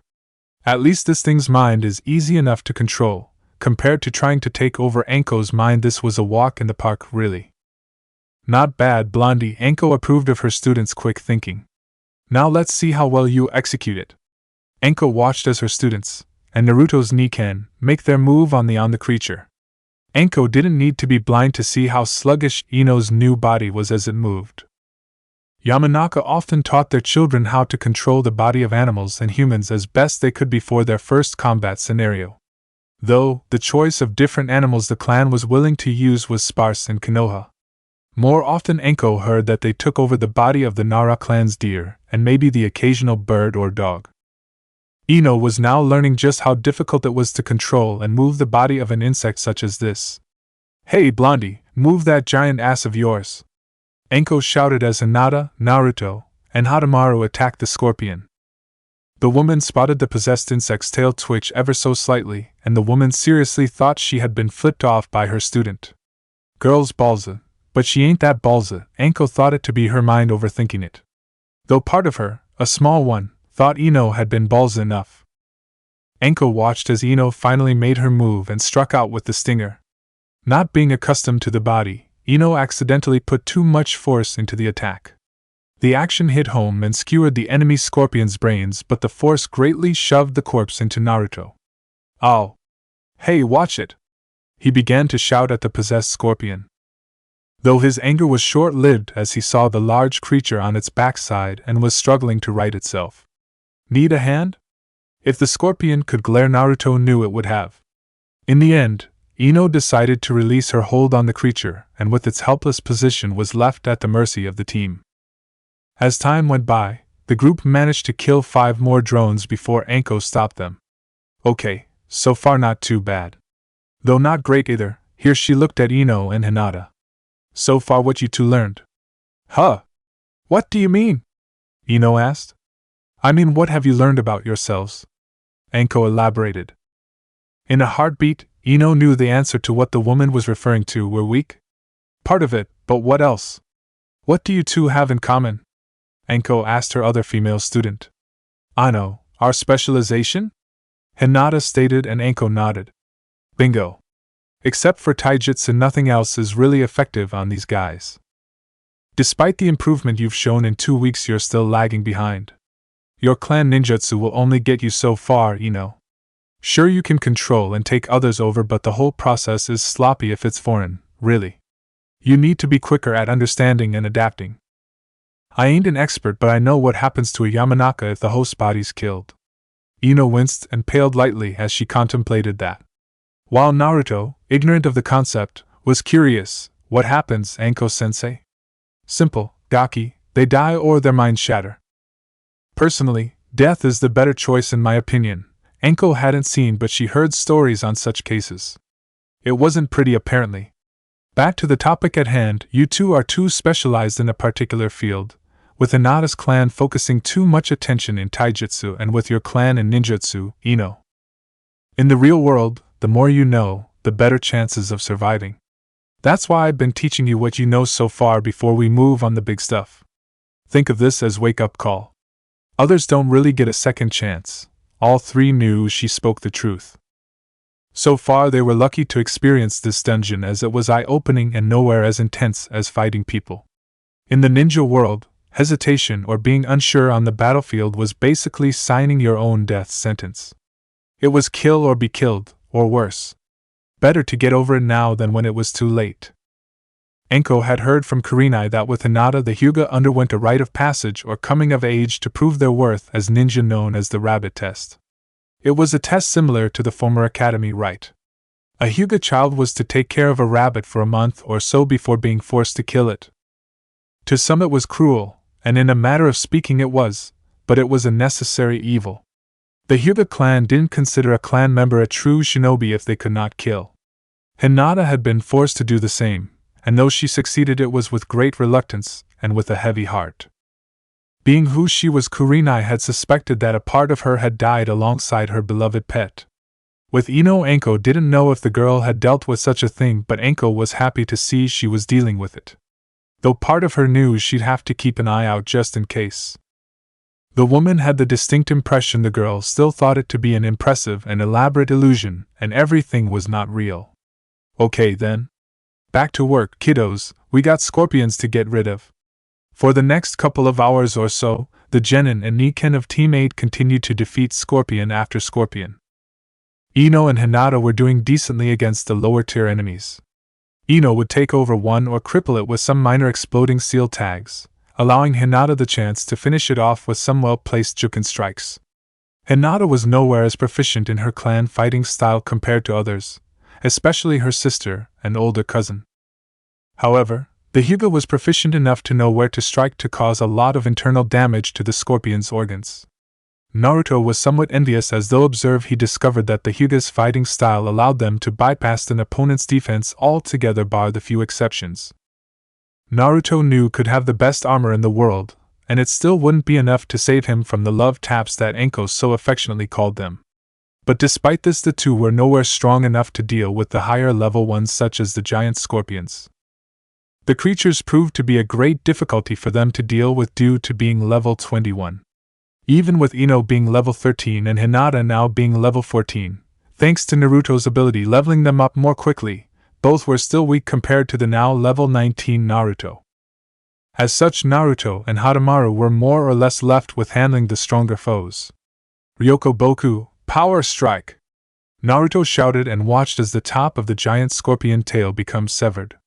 The action had proven to be difficult since these creatures were more resilient to bladed weapons than the drones and soldiers. But it was worth it, as it was now no longer capable of using its poison. The giant scorpions lived up to their name, as they were enormous, easily being the size of a large horse, if not more so. They were slower than their other counterparts, but made up for it with higher HP, as well as their strength and defense. Their poison was also much more deadly, as well as it rotted a large tree within seconds. Arf! Hadamaru barked and pounced on the creature's back, and using his greater strengths attempted to find a hold on the hard chitinous insect-like armor to create a weak point. The scorpion wouldn't give him an easy time though, as it began to thrash around and attempt to throw the same-sized beast off it.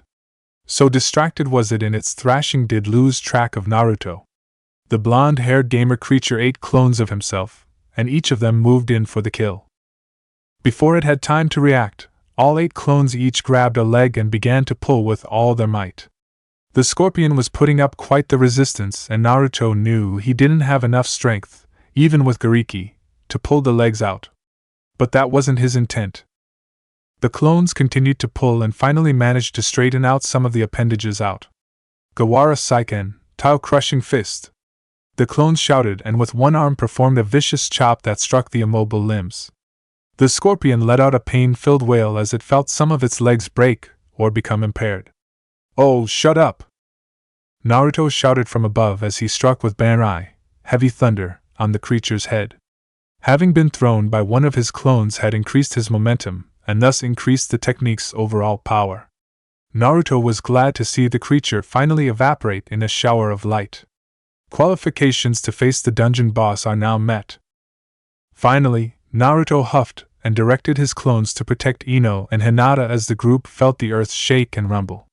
Naruto had no intention of losing his teammates on his first C rank. "Get ready, you two," he heard Anko advise Ino and Hinata. "This is where the fun begins." No sooner had she said those words did the boss finally reveal itself. What the hell? Naruto had seen weird creatures, but this took the cake so far. The creature was odd-looking to say the least. Compared to its weaker but normal-looking minions, the boss had a more atypical body structure one would not associate with a scorpion. To start, its body color was black and yellow, similar to a wasp or hornet. And instead of its normal 8-legged limbs, it had 6 limbs that ended in claw-like appendages, with the pincers replacing the front legs and vice versa. What was even stranger was the pincers moving back and forth as though they had a will of their own. Upon closer observation, Naruto noticed the pincers looked more so like eyeless heads with black jagged teeth. The scorpion's head itself looked more crocodilian than insect. Oh boy, Naruto was a little concerned at the moment. Boss, Scorpion Abomination Dekatsu, LV 25 HP, 3400 CP, 1200 STR, 115 VIT, 136 DX, 67 INT, 48 WIS, 20 LUK, 38 Defense, 165 Perks, Harsh Resistance, plus 50% resistance towards Futon and Katon Ninjutsu Tenacious. Ignores negative status effects such as burning or bleeding when health drops below 50%.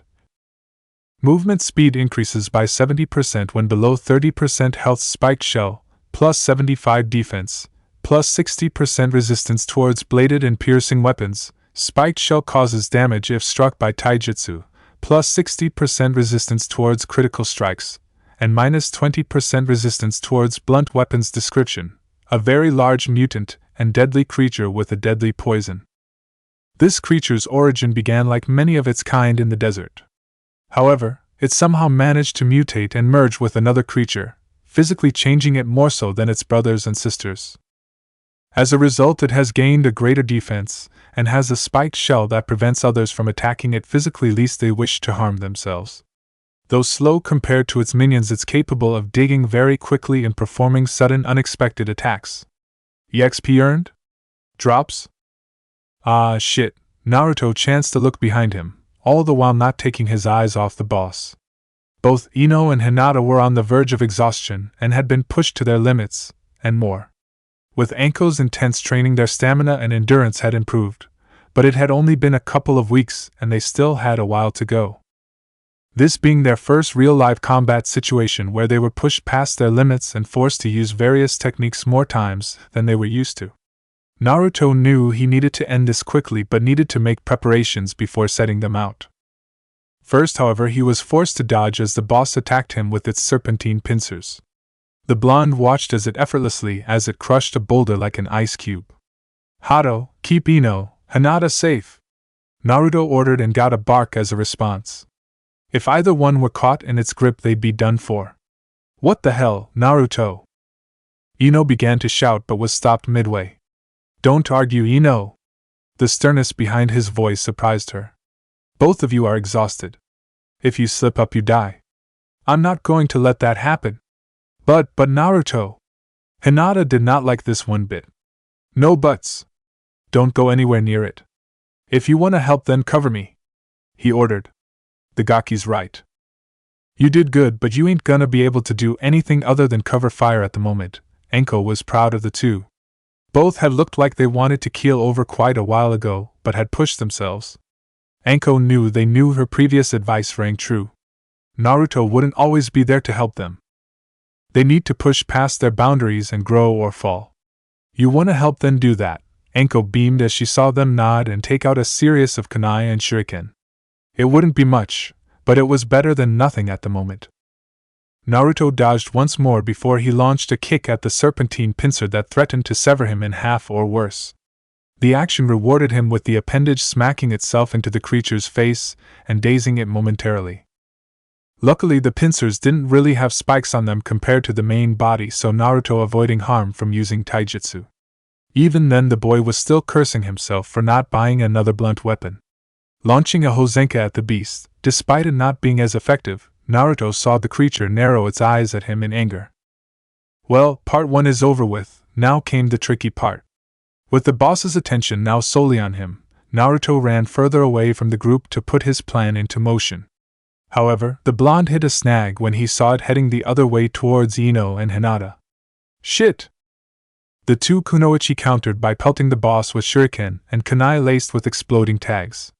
With the clones by their side assisting them with Repusho to increase the power and speed and their accuracy despite their near exhaustion, it proved effective in halting the boss. However, soon it began digging downwards and was then out of sight. Oh no, Naruto was worried and so was Anko. Neither one could see where it was nor sense where it was either. A split second in the ninja world was all it took to end a fight, and Naruto couldn't afford that. Backroom! An eruption of earth beneath him was all the warning Naruto got as he felt himself launched upwards. The boy grunted as he felt himself cut by the spikes and knew he lost a bit of health from the move. It was only made worse as a green mist was spewed from Dekatsu's mouth and made its way towards him. Naruto knew it was deadly, and had no intention of feeling its effects on him. Futon, Dai Repusho no Jutsu, Wind Release, Great Gale Palm Technique. The technique had the desired effect of propelling him away and dispersing the poison mist as well. Landing on the ground with as much grace he had, Naruto rushed towards the boss and prepared his next technique. Sucking in an incredibly large amount of air into his lungs and compressing it as best and as long as he could, Naruto waited until the boss was almost upon him. Anko saw this and made to move just as Naruto unleashed his technique Futon, Shishizenka no Jutsu, Wind Release, Lion's Battle Roar Technique. An enormous predatory bellow rang out on the field. The winds howled and the trees swayed in great defiance as the great pressure from the powerful gales swept across the field. The silhouette of a lion's head was seen as the technique was called out, and viciously, furiously slammed into the face of the dungeon boss. The proximity and power behind the technique not only forced the creature back several feet and more but also rendered the creature dazed and sluggish. With great effort, as the technique had placed a great amount of strain on him, Naruto's body flickered away and called out his order, "Now!" Anko, much like Ino and Hinata, was surprised and starstruck as she watched 4 of Naruto's clones unleash a massive torrent of flames in the shape of a bird. The other clones she saw add fuel to the fire, literally, by using Dai Repusho. As the wind fanned the flames into an almost white color, Anko cackled like a mad woman as she watched the creature become engulfed in the flames. Even with the distance between them and the hot zone, the group could feel the intense heat affect them. It was evident that Naruto had hidden some things from her and in true shinobi fashion had put the unexpected to good use. As the flames died down, even though some of the surrounding flora was still alight with fire, the group spotted the form of the scorpion still standing there. "Are you fucking kidding me? How is that thing alive?" Ino was certain Naruto's overkill technique would have taken care of the damn thing. The fact he knew such a powerful technique was pushed aside for now as Ino prepared for the boss's next move. Naruto scowled, as he too had thought his technique would have ended it. With how much he had leveled up the technique and with 4 clones using it, and an additional 4 enhancing it, he was certain it should have ended it.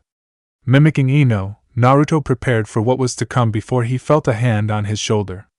"Relax," Anko was smiling and motioned her head towards the boss.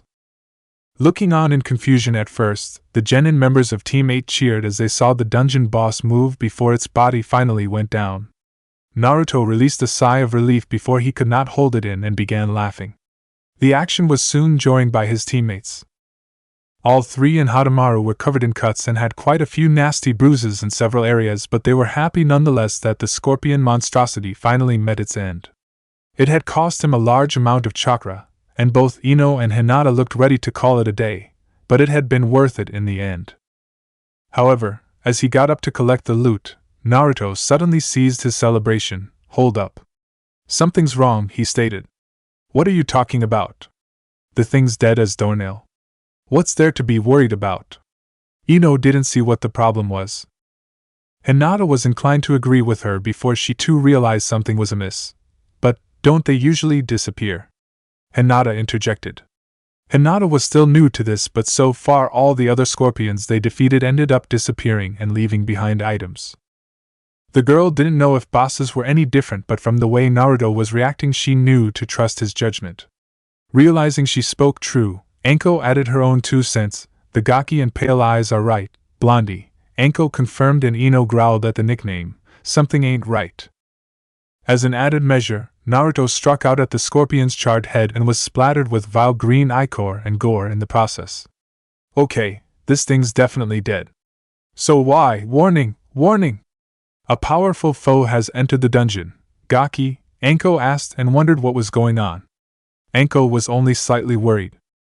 She and Naruto and Hadamaru could most likely handle themselves, but Ino and Hinata were still fresh to this ordeal and weakened by the battle. While it was true that ninja needed to prepare and expect for the unexpected, Anko also didn't want any of her students to get seriously hurt or die. Much like with the other creatures, Anko was going to let them sort it out, but the woman would interfere if she needed to. "Shit," Naruto cursed and verified his suspicion as to what was happening. "Fuck. This field is classified as unstable." Naruto was kicking himself for not paying attention to that. "What the hell is that supposed to mean?" Ino shouted and kept her guard up. The answer to her question suddenly popped up in front of the unprepared team of newly graduates. Unstable dungeon effect bar the few exceptions. Natural dungeons compared to instant dungeon creations are known to only have one species of creature within it. However, in some cases, dungeons with the unstable effect will spawn another creature. What this creature will be is unknown, but usually it is a formidable foe. Fighting them is optional but not without consequences, as they will feast on dungeon's bosses. While the XP will still be gained, as a result this will end with the drops that are being taken away.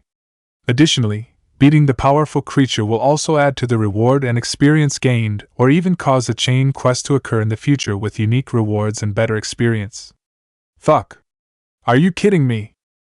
It was clear as day that Ino was not liking the situation one bit.